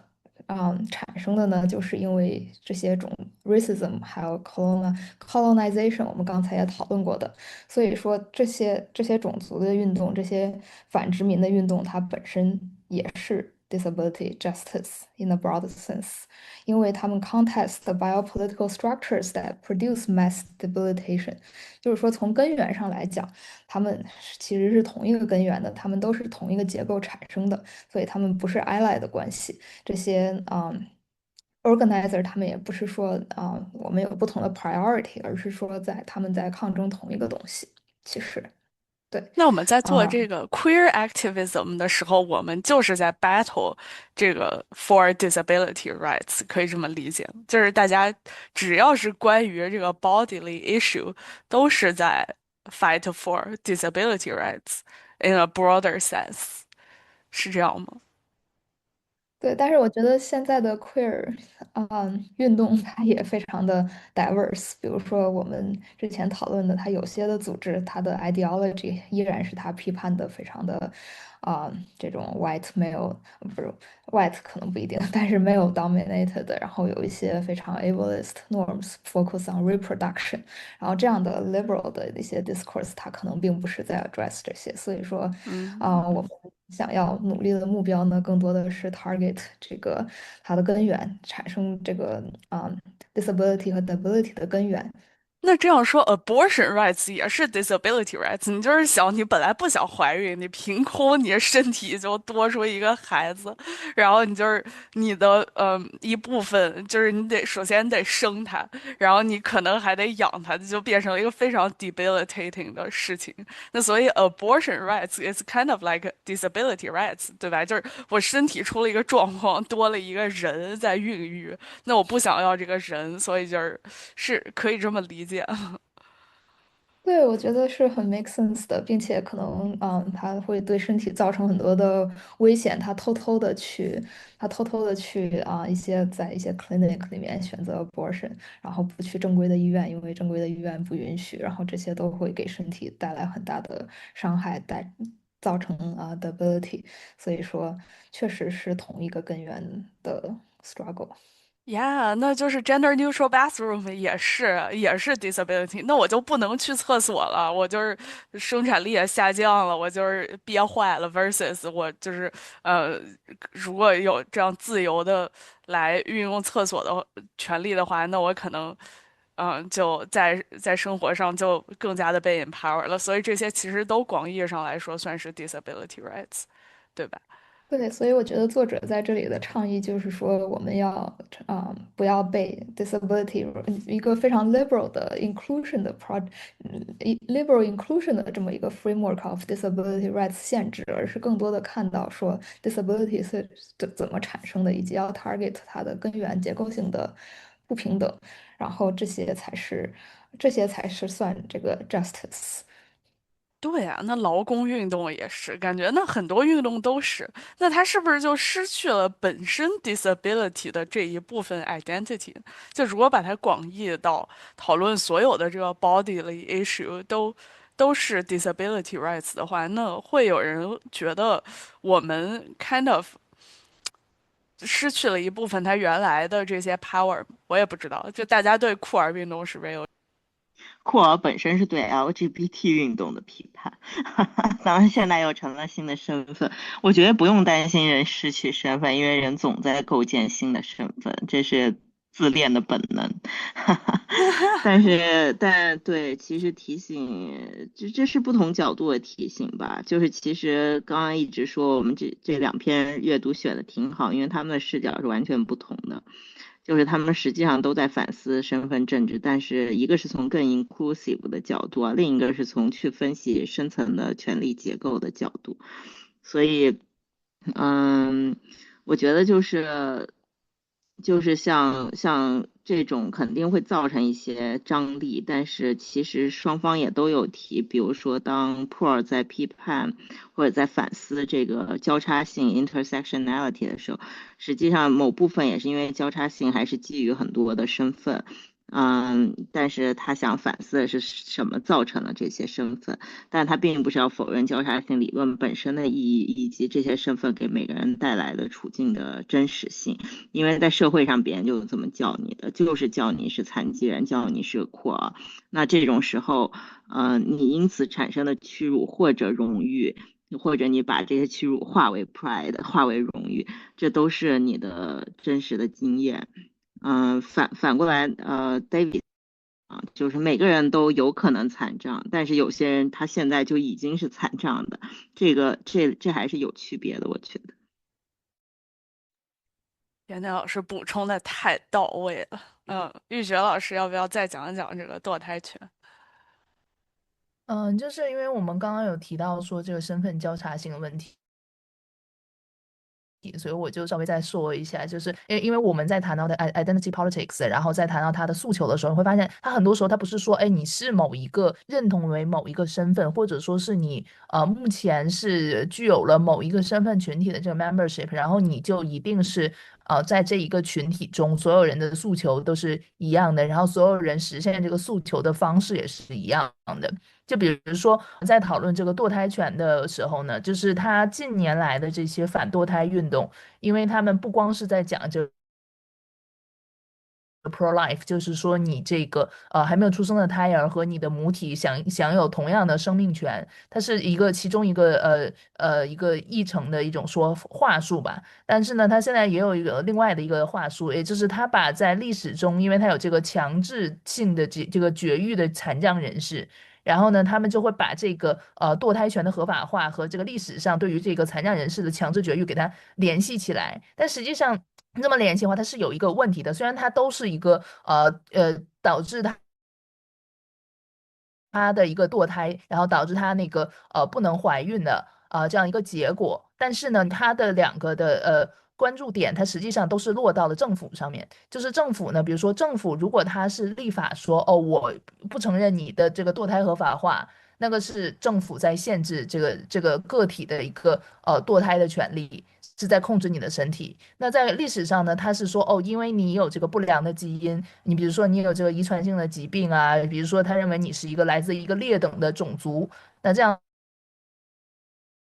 的话，他认为你是一个不良的基因的携带者，那他给你强制绝育，这也是一个政府的决定，这都是使得你的公权力，你的 nation state 通过他的这种暴力的手段，使得他的这个权威凌驾于个体的选择和个体的身体自主权之上。那实际上，它这两者的共同点是在于它的一个政府的强制性，而不是在于它的是否达成了一个终止人生，或者说是或者说是这个实际上造成了一个生育权损失，经济状况会更糟糕嘛？他们也更容易受到这个来自性侵害的这个伤害。那这样的话呢，他们就可能会因为这种性侵而怀孕。但是呢，如果说他们的堕胎服务在这个爱尔兰当地它是无法获取的话，他们也没有足够的这种经济的资源可以支持他们去到海外去能够享受到这种堕胎的服务。然后呢，残障女性的话，因为当时她的这种限制呢，也使得了很多的女性，比如说她们的有这种症状哈，它会使得这个，比如说她们有这种先天性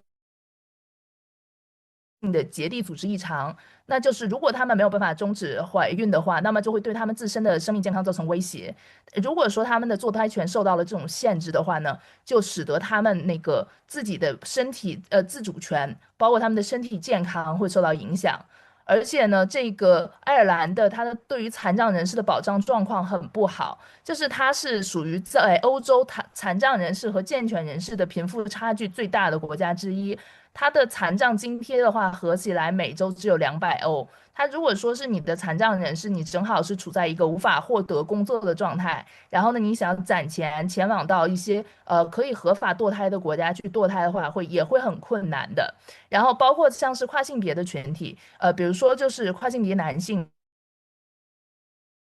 嘛，如果他们在还没有做这个手术的之前，就没有做完整的这种性别重置手术之前，他们也是有这种孕育的功能的。但是呢，由于他们的这种孕育之后呢，因为他的这种堕胎服务如果没有办法在爱尔兰国内获取的话，他们的一些后续，比如说他的激素治疗，包括他的一些他想去做这个性别重置手术，在他这个怀孕期间呢，他会被认为说，哦，这是一个会损伤到胎儿的一个行为，那他们就被限制说，你不可以去进行这样的医疗的措施，想拥有这样的医疗服务。所以说，他们这些群体，移民和少数族裔的女性啊，然后残障的女性以及跨性别群体，他们会从他们不同的身体的角度、身体的维度，然后去支持着作为身体自主权的堕胎权。那他们的这些在身份的认同上，可能就不是完全一致的。然后包括他们去产生这个诉求的这个原因也不是完全一致，因为他们的经验不同。但是他们能够最后达成的这个目的是一致的，就是他们都在争取一个堕胎权的合法化。这个我觉得也是在体现它一个交叉性。谢谢玉珏老师的分享。关于这个性取向的讨论，我记得在湾区啊，就是我发现，就是大家在比如说就步入中产生活之后，就觉得 LGBT 可能是一个 instead of debilitating，它非常的 empowering 的这样一个身份标签，就还可以获得少数福利，大家就很喜欢出柜，然后 versus 可能在一个 oppressive 的社会环境里面，就它变得 debilitative，大家就不愿意 come out，可能就选择这个 I don't know pass as cisgender 或者 straight。Tori 老师有什么社会观察吗？很有意思诶，我觉得确实我自己的 research 因为也是跟你的观察的这些 population 可能是差不多的，也是嗯，比较有技术的，然后 skilled，然后比较 upwardly mobile 的这群移民。然后我觉得在这个时候，在他们有了很多的 social 和 economic capital 的时候，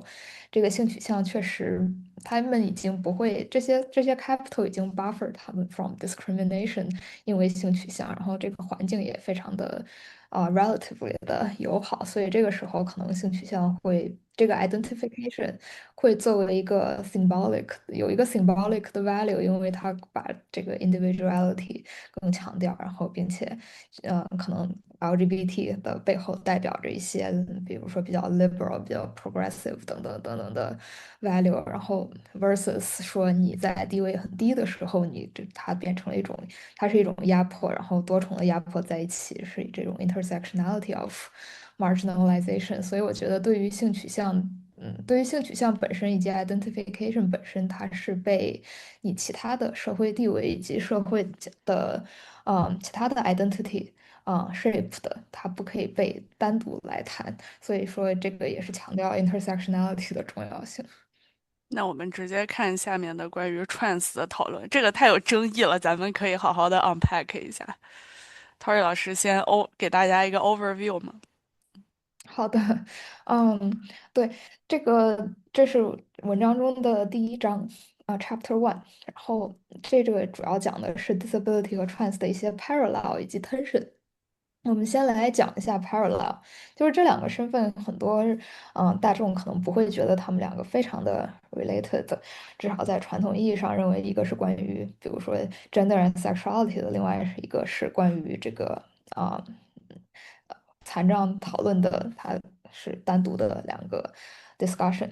但是呢，他这个作者在这里提出了说，这个 trans 和 disabled bodies，他们的身体都是通过这种 medical industrial complex 来被 manage 的，然后他们都同样的被under surveillance 和 intervention。比如说 trans 想要改变自己的身体，然后想要做手术，或者是disabled person 他想要一个假肢，然后或者需要一些服务的话，他们都需要去通过医院，来得到这样的服务。然后，所以在这个过程中，他们确实也被 medical industrial complex 限制住，或者是 under 他们的 control。嗯，然后虽然是，这个 quote 说的是，While there is important political and analytical utility in juxtaposing trans and disabled bodies, the substitution of one for the other can reinscribe problematic equivalences。就是说，虽然他们有一些 parallel 在 body 和需求方面有一些 parallel，但是呢，当然也不能把他们两个作为完全相同来对待。就是说 trans 等于 disabled，这样肯定也是不对的。但是作者想强调的是说，这个 subject position 是怎么产生的？trans subject position 和 disabled subject position 是怎么产生的，并且被 disciplined 的，在这方面他们有非常多的 overlap。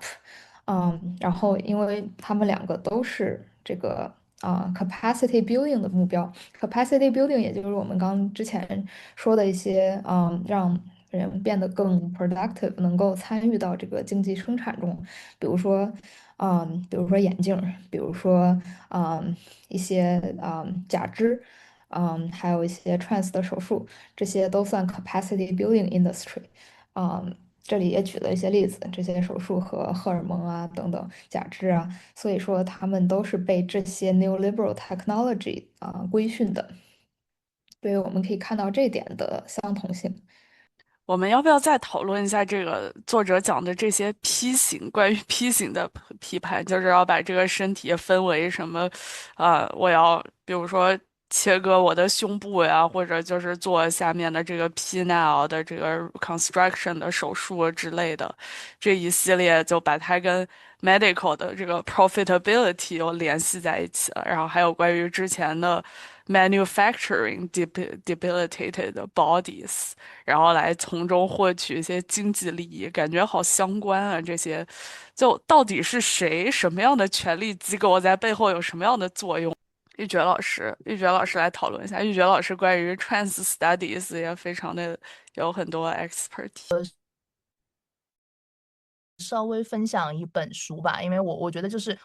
我们在讨论这个残障群体的权利和这个跨性别者的权利保障的时候，其实还是可以引入到一个就是关于这个那个叫什么来着这本书《Transgender and Intersex: Theoretical, Practical and Artistic Perspective》。这本书因为它提到了很多关于这个跨性别者和间性别者，或者说是从他们的身体特征来讲的话是非典型性别发育者，或者叫多元性别多元发育者。那么就是在这个过程中呢，因为其实它的 intersex 和这个 DSD，它目前来讲的话，它究竟是一种就是身体的一种状态，是一种诊断，还是说是一种个人的自我认同？它其实是有一个就是怎么讲呢？是有一个模糊性在这里的。所以呢，就是当他们，但是呢，他和跨性别者，就是间性别者和跨性别者。他们同样在这个医学的权威下，是作为一个这个disorder 存在，就是它是一个被认为说是它是一个异端的，或者说是甚至是用畸形的存在来描述的这样一个情况。那么他们的状况呢，和这个我们一直在提到的这个残障人士，或者广义上残障人士。或者说是在医学上，他会更强调，比如说你的遗传性的，然后你的这种在这个肢体上面的残障，它其实是会有相通性的，就是他们的这些身体都被认为是 disorder，它是不满足于社会对于你的一个正当的合理的生产力和你的生育力的一个怎么讲呢？一个建构的这样的一个身体，也就是说，这些的身体，无论是残障的身体、跨性别的身体、间性别的身体，它是一个非理想的公民的身体而存在的。那么在这个过程中呢，它同样还涉及到一个病理化和去病化的一个问题，比如说 intersex 这个DSD 的群体。当他们被这个长期以来，他们是被病理化的，他们被作为一种性别发育畸形存在的时候，他们会被要求强制去进行这个身体矫正的手术。那么呢，跨性别群体，因为他们的被认为说你的认知出现了问题，那么你应该做的不是你身体上的一些改变，而是你要去进行你的思想上、你的精神上的改变。那么他们会被强制去进行这个扭转治疗。那么从这样的角度来讲的话，它其实是丧失了一定的身体自主权的。那么后来呢，当这个跨性别者他们的性别认同可以得到就是法律的部分承认，也就是说他有条件的承认。那么这种承认呢，它往往是建立在你能够满足他的医学条件的一个情况下。就比如说在中国的话，我们目前是要求你要完成全套的性别重置手术。它是原来是要求你必须要建构你的 desired gender 所拥有的，就是被认为说应该拥有的这一套的生殖系统，你要完成这个手术之后呢，然后你才能够去更改你的性别身份。那么在这个过程中呢，他的这种手术是成为了这个获取跨性别性别认同合法身份承认的一个条件和门槛。那么这个过程中，因为它是强制术后改正，那么这样的手术呢，它就不是你的身体自主权的选择，而是一个这个国家对于你的身份管理的一个强制的门槛要求。那么对于这个跨性别者而言呢，就是在这样的情况下呢，他的手术就会变成了一种强制。但同样呢，就是因为有的跨性别者，他们会认为说做这种手术，它本身是对于他们身体的就是一个重置，然后去使得他们的身体能够更符合、更满足他们性别认同的一个方式和手段。然后呢，他们就渴望去获得这样的这个医疗条件，也就是说这种肯定疗法的条件，无论说是激素啊、声音啊等等这些其他的疗法也包括在内。那么在这样的一个条件下呢，那么这样的医学的干预呢，它就变成了一个对于跨性别者身体自主权，他们所要去自主选择的这样一个条件。那么对于这个间性别者而言呢，他们会觉得说，我们要去做的这个手术呢，它本身是被强制性的，不是说我们要为了我们去矫正啊，然后我们就要去自己接受这样一个手术，因为他们间性别者和跨性别者不同，就是间性别者的手术往往是在他们还没有进入到青春期发育阶段，然后就被他们的这个亲生父母啊，然后去跟这个医生商量说，你这个小孩子，你要是长大以后要作为女性成长会比较好，然后呢，他们就被强制的去做了这种手术，而不是说他们就是像跨性别者一样，等到了他们的青春期以后呢，他们已经发育了，但是呢，由于自己性别认同的改变，他们希望去接受这样的治疗，所以说他们两者其实是还有一定的手术时间段上的差异的，那也就导致了这两个群体呢，他们在争取这个医疗的和身体自主权的时候，就是有的会强调说。包括他在跨性别群体里面，其实他也有怎么讲呢？也有这个分歧，就是是否要进行手术来作为他们来认同就是他们的身份得到这个社会认同的一个条件。然后在这个问题上呢，其实，在跨性别群体内部也是有分歧的。然后呢，包括这个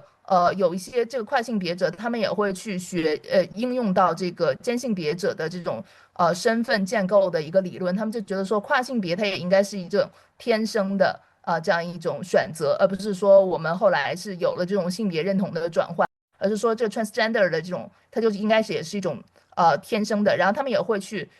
在自己的青春期的一些塑造中，就是一些经历的塑造中，他会有意识的去引用这些 intersex 或者 DSD 的发育的一些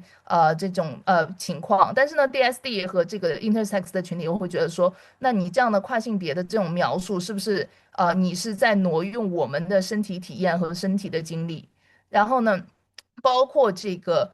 因为他在残障的一个权利的保障的时候呢，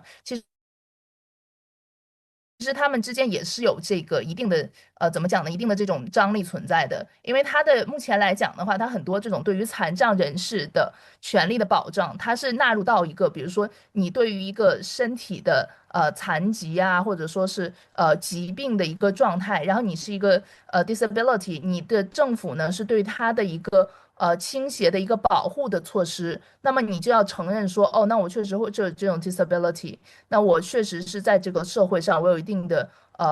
这种的不适应，然后呢，我的身体有这种比如说是疾病导致的，它实际上还是一个医学权威作为一个最基本的框架存在的这样一个权利保障体系。那么对于他们的这个跨性别群体，如果他去强调他们的这种身体自主权，包括强调他们的社会性别就是这种社会的身份的承认的时候，他们其实也会希望说，我们能不能跳脱出这样的一个医学权威的框架。但是呢，你如果跳脱出这个框架的话呢，它很多时候它会导致的是它的法律没有办法落地，所以就是在这样的权利的保障的过程中呢，就是尽管说这三者，比如说残障群体，然后跨性别群体和间性别者，他们在这个整个的就是在整个国家的发展中呢，他们常常是被社会作为一个不理想的身体而塑造出来的，然后对他们的身体有一些强制性的一些措施，比如说对残障群体的这种强制绝育啊，对跨性别者的这种要求你必须接受手术啊，然后以及对这个 intersex 群体他们的从小要进行这种身体的这种矫正的手术啊等等这种强制性的一个措施，但是呢，他们对于整个医学权威的这个框架，以及这个基于这个框架所建立的这种权利保障的一个模式，他们其实是还有一定的这种争议的。所以就是这个问题还是蛮复杂的，然后还是推荐大家去看那本书，那本书会讲的会比较清楚一点。太复杂了，已经听得有一点觉得好难，深奥。玉珏老师，我可以再提一个问题吗？就是关于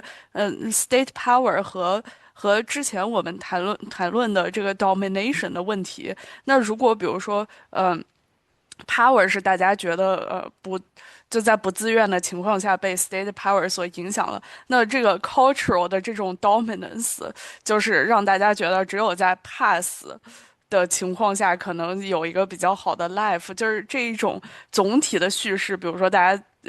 需要安全，需要更多的这个嗯。productivity 等等的这一系列叙事里面，然后to what degree 它 produce 了 trans identity 呢？就或者它是一个被影响的一个 value 和就是大家怎么做出这样的选择，就是关于自己身体的选择，这真的好难。就是其实这个问题在那个小山惠美那个跨性别女权主义者宣言，就是 Transfeminist Manifesto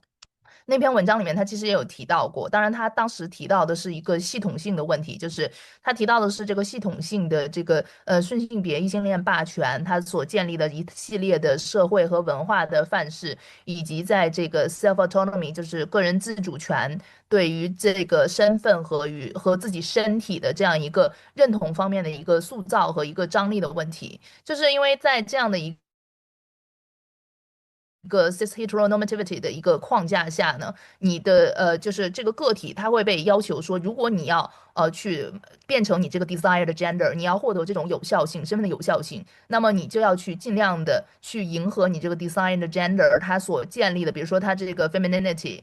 或者说什么 masculinity，你必须要符合它这种二元的气质，那么你才能够被这个社会所认同，你是足够 pass 的。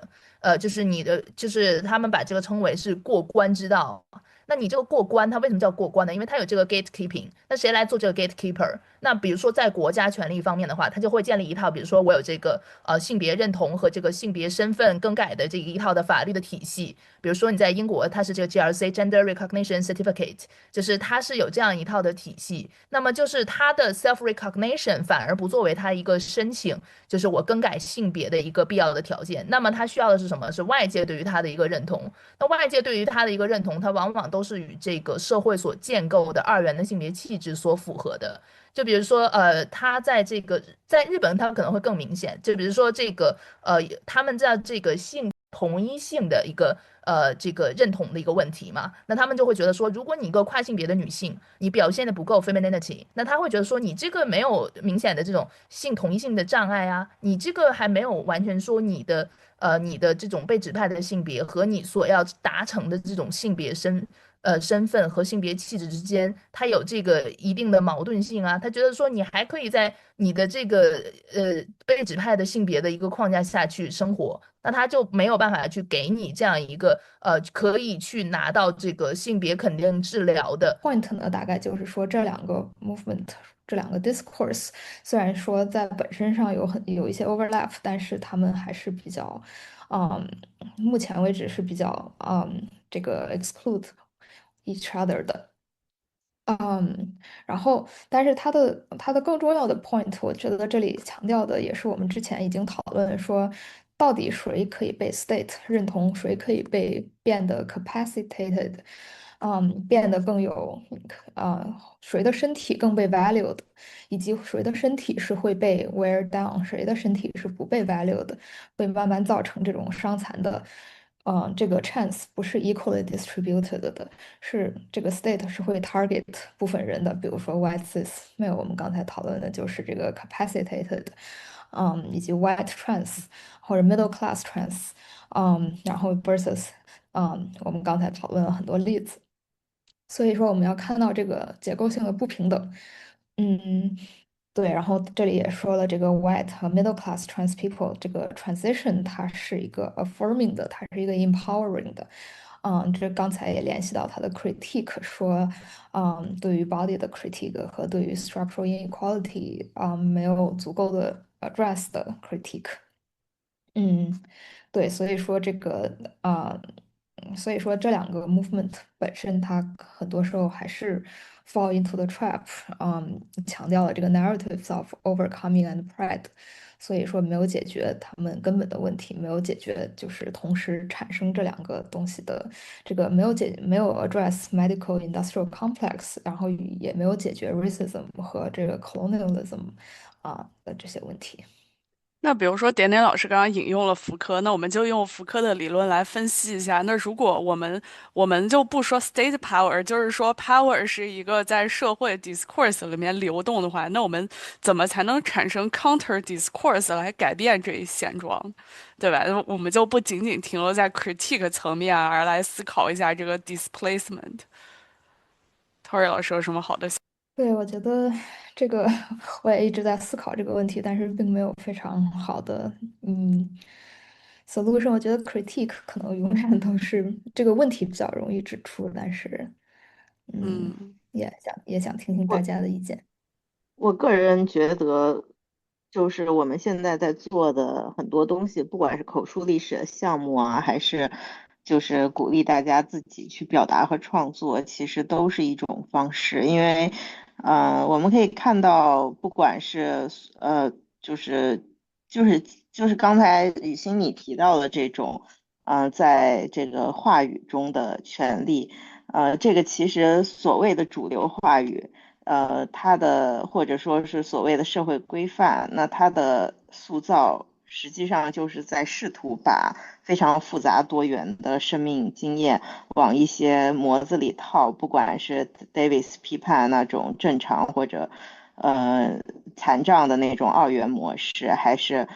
这就是很多亚文化社区也会有的所谓的社群内部的什么样算是好的同性恋，什么样算是好的跨性别，什么样又是坏的，就是像这样的规范会就是始终都或者道德批判始终都存在，但是这所有的道德都与权力相伴。当他批评什么是好的，什么是坏的，什么是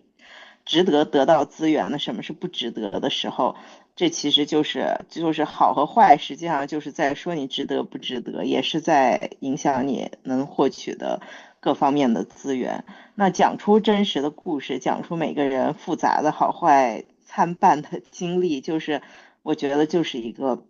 很重要的实践，而且它其实其实不存在一种单一的好的 counter discourse。就是不存在一种，不然的话，它就成了一种新的道德，就好像酷儿本来是一种批判 LGBTQ 身份政治的东西，但是它现在已经渐渐成了一种新的身份一样。这种东西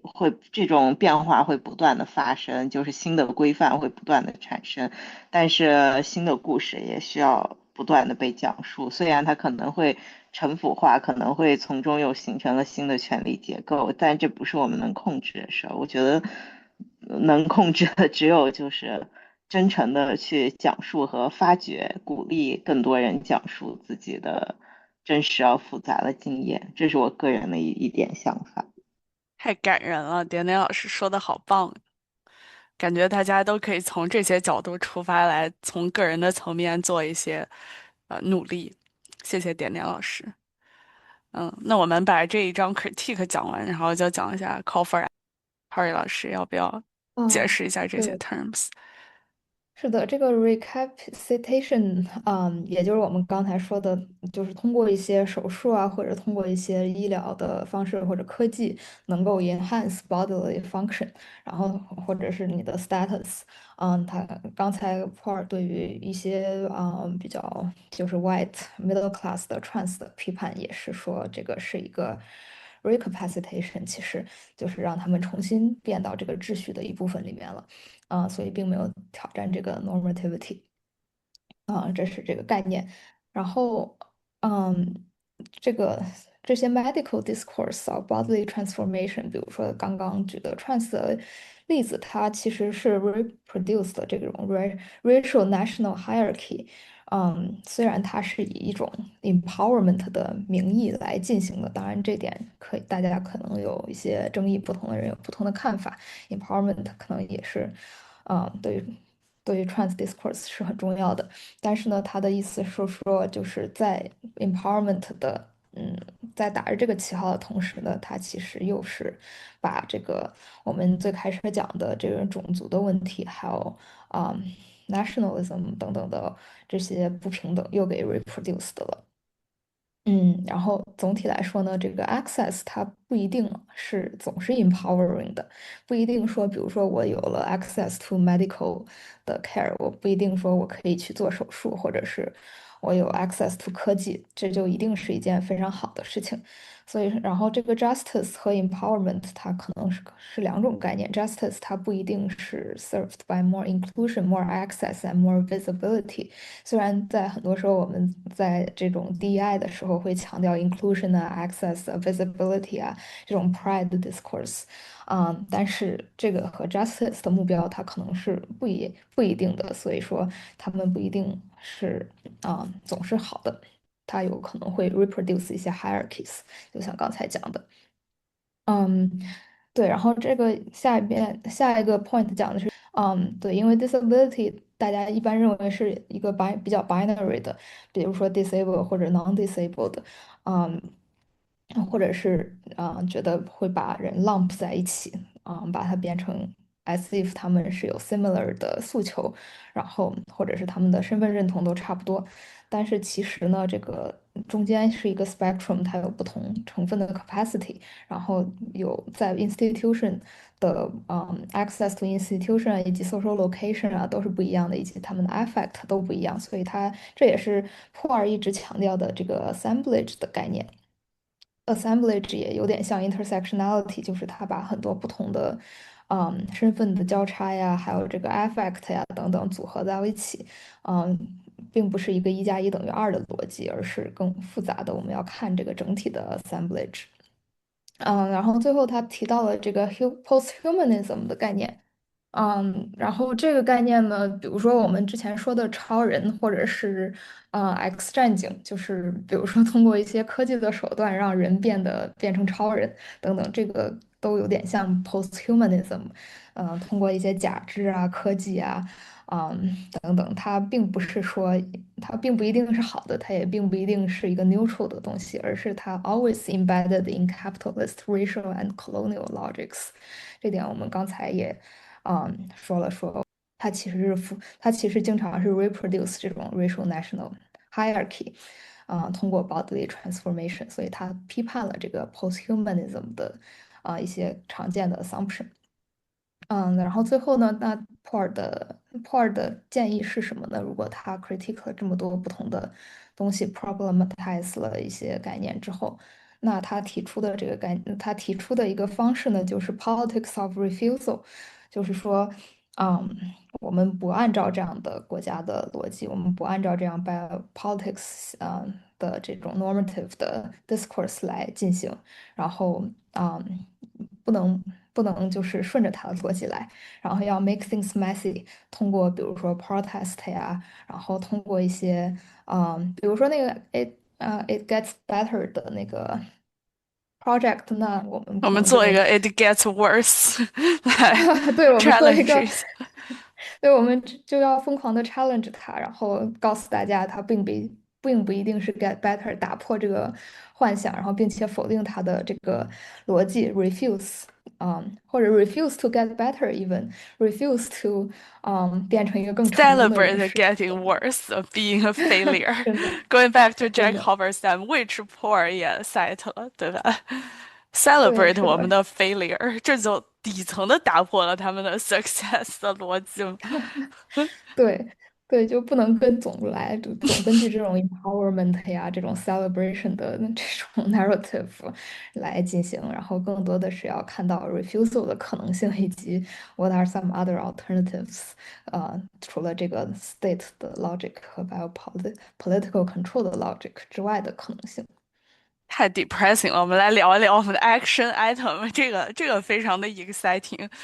这是 Tori 老师跟我们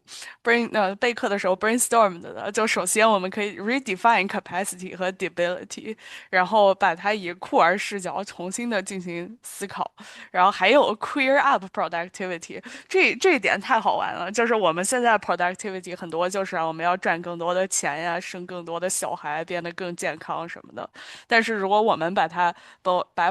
productivity 变成 creativity 和 possibility，那比如说无聊的中产生活就是一个 slow death，那他们就是不 productive 的，versus queer world 就有更多的创造力，就才是一个 productivity。就我们可以 redefine 我们自己想要的世界秩序里面的 productivity 和 capacity，来 counter 这个可能性的，来 counter 现在的这个主体的逻辑。对，是的，我觉得要从逻辑的方面来挑战，然后，词语本身可能并不重要，我们可以 reclaim，然后可以，把它不同的 define，但是，要看到这个原本词汇它底层的逻辑，并且去挑战它，这真个我觉得是的，最这个 关键的。singular 的逻辑就很无聊啊，就是大家不会觉得，就是现在的这个资本主义 neoliberal 的这些逻辑太无聊了吗？我觉得这就是一个巨大的 critique，how boring that is。对 Yeah, but boring but safe，至少是一个让你避，safe 免 safe 冲突。until people are dead，就是 slow death，把它运用在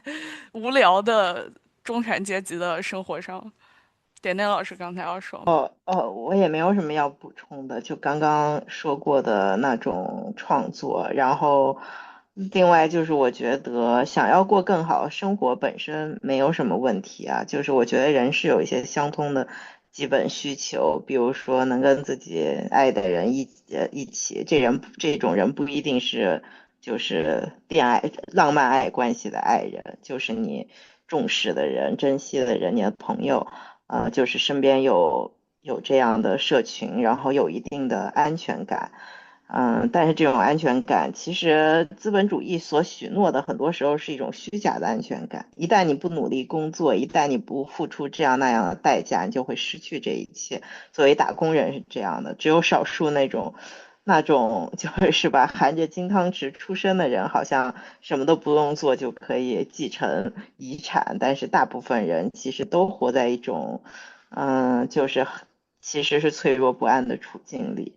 那我觉得在这个意义上，重新定义什么是幸福，然后怎么样不被这种主流的叙事所绑架，活在焦虑不安和原子化的状态里，确实是值得每个人重新思考的。可能对，就是这样，就是你选择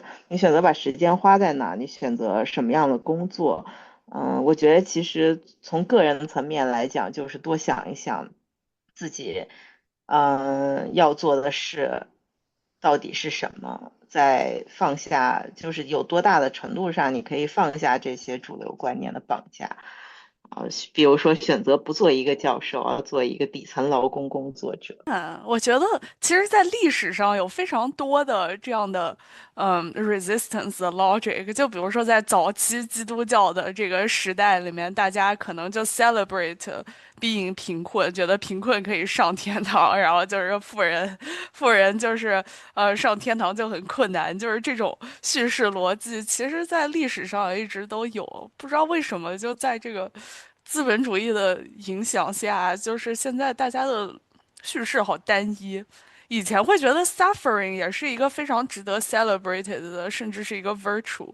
为什么现在大家不讨论这个？我觉得真的太有趣了。就是比如说以前在文革时期，在中国革命时期，大家还在讨论，就是我们 celebrate 我们没有钱，但是我们有革命精神，这个比较有趣的这样的 passion。I don't know what happened。我 Tori 觉得老师，这个也是他一直批判的这个 modern state 和 neoliberalism，就是他的很多批判确实是在 neoliberalism 的 context 下，比如说美国就是一个很典型的例子。那在 communism，它肯定是另外一套逻辑了，或者是在medieval time 的 Christian 的这个时代，它也不是 modern state，它也不是 neoliberalism，所以这一套确实可能就这套逻辑它也是非常 socio historical 的。然后我们这个年代呢，这个在资本主义 neoliberalism 盛行的时候，这就是我们要看到的一些问题。文革 celebrate 确实文革没什么好 celebrate，非常值得唾弃，我们还是要学习的，不能不读。哎，但是一种革命精神，在这个时代，好像大家也都在说，就是有一点被 wear down 了，更多的就是让就是差不多赚赚钱、生生孩子这种。玉珏老师要不要开麦分享一下自己是怎么看待就是这个时代没有什么 passion 的这样一个社会的问题？我觉得他没有 passion，是因为我们的很多的生活的方式都已经被 normalization，就是你必须要否范，你必须要符合某一种的范式，然后你才能够说，哦，你是一个合格的、理想的、优秀的社会人，你是一个可以享受充分公民权利的人，你是一个对社会有用的人。那么它其实它很多的时候呢，那个被 normalization 的两个东西，一个就是你的生产力，一个就是你的生育力。它不是说你这个人你不能够参与工作，然后你或者说是你完全丧失生育能力这种情况，而是说你不符合他对于理想的这种社会生产和社会生育的这样一个范式的时候，然后你就会被认为说，哦，你这个人 partial citizen，就是你只是这个能够享有一部分公民权利的，因为你不能够满足作为这个基本社会成员的那种理想的生育和理想的生产的这样一个状况。就是我刚刚有提到，就是之前去 Queer Asia 那个论坛，就是这个林丽老师他有提到的，就是 disabled people 和 queer people 他在亚洲语境下的一个共同处境。但是然后他当时就举了两个例子，也是日本的例子嘛，就是当时2016年的时候发生过一个很残忍的事件，就是当时日本的一个福利院的员工，就是他这个福利院是面向这个身心障碍者和这个瘫痪的这种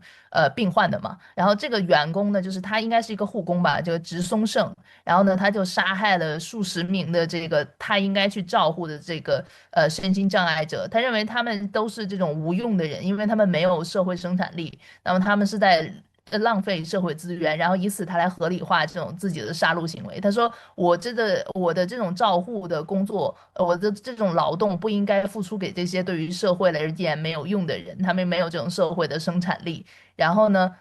这个另外一个事情就是当时日本的这个自民党的保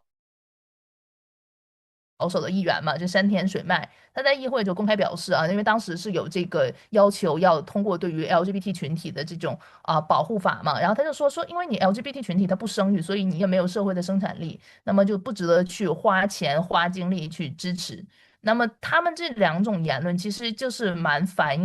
映出这个在日本这样一个亚洲老牌的资本主义国家，并且长期受到过这种纳粹啊，包括这种优生优育学影响的这样一个社会下，它对于这个残障群体以及对于性少数群体，它本身是有这种系统化的合理性、被合理化的这种歧视存在的。它不是说你的这种性少数群体和这个身心障碍者，他就完全不能从事工作，或者说是完全不具备生产力，而是他们被认为说，你们在这个社会工作中，你们是没有像健全人和这个异性恋群体那样有足够多的这种生产力的，或者说他们的生育被认为说你们是这个非理想的这种基因要传承，所以在这样的情况下呢，就是他们使得这两种群体往往都被排除在这个理想公民的范围之内。所以呢，就是我们可以看到说，为什么我们经常会说这个资本主义的啊，他的这样的一个生活，他就很没有 passion，是因为他很多的这种 normalization，他已经限定好了你所能够就是社会所要需要的这种理想化的，然后被推崇的生活方式，以及这种最被推崇的公民的一个表现是什么样的。所以，就是我们如何去能够先去打破这样的一个范式，然后是一个非常重要的一个节点。我觉得咱们在这儿聊天，就是周六早上8点开始聊大天，然后也就是学一些看似没有 contribute to 生产力的东西，这件事情本身也在 counter，对吧？但是 meanwhile 我们也在 build up 文化资本和社会资本，最终都会转化成我们更多的经济资本。没有开玩笑，但是symbolic capital 也是好的，对吧？就是还是可以有一些酷儿创造和想象的空间的。比如说 Apple 们现在进行的这个建国大业，然后也是在 challenge existing 的这个社会秩序，还是有很多可以做的事情的。我们在这样的 historical 的节点。对吧？就是比如说，我们之前说 AI 现在目前都是在给资本主义使用，那我们作为酷儿世界，我们来思考我们怎么运用这些工具来 benefit 我们想要的世界，这就是变得一个很有意思的、很 generative 的project，是不是？我们离诺贝尔和平奖更近了。总能 end on 一个 super positive 的 note，把 critique 变成 action item。感觉有太多可以做的了，都是机会，是不是？听着都是机会，新的医疗条件，新的工具包，新的可能性，然后我们在新的 cyberspace 里面有打开了可以做的事情太多了，姐妹们行动起来，创造，我们去创造思考的土壤，然后用土壤来创造更多的可能性。Let's end here. 我觉得 this is a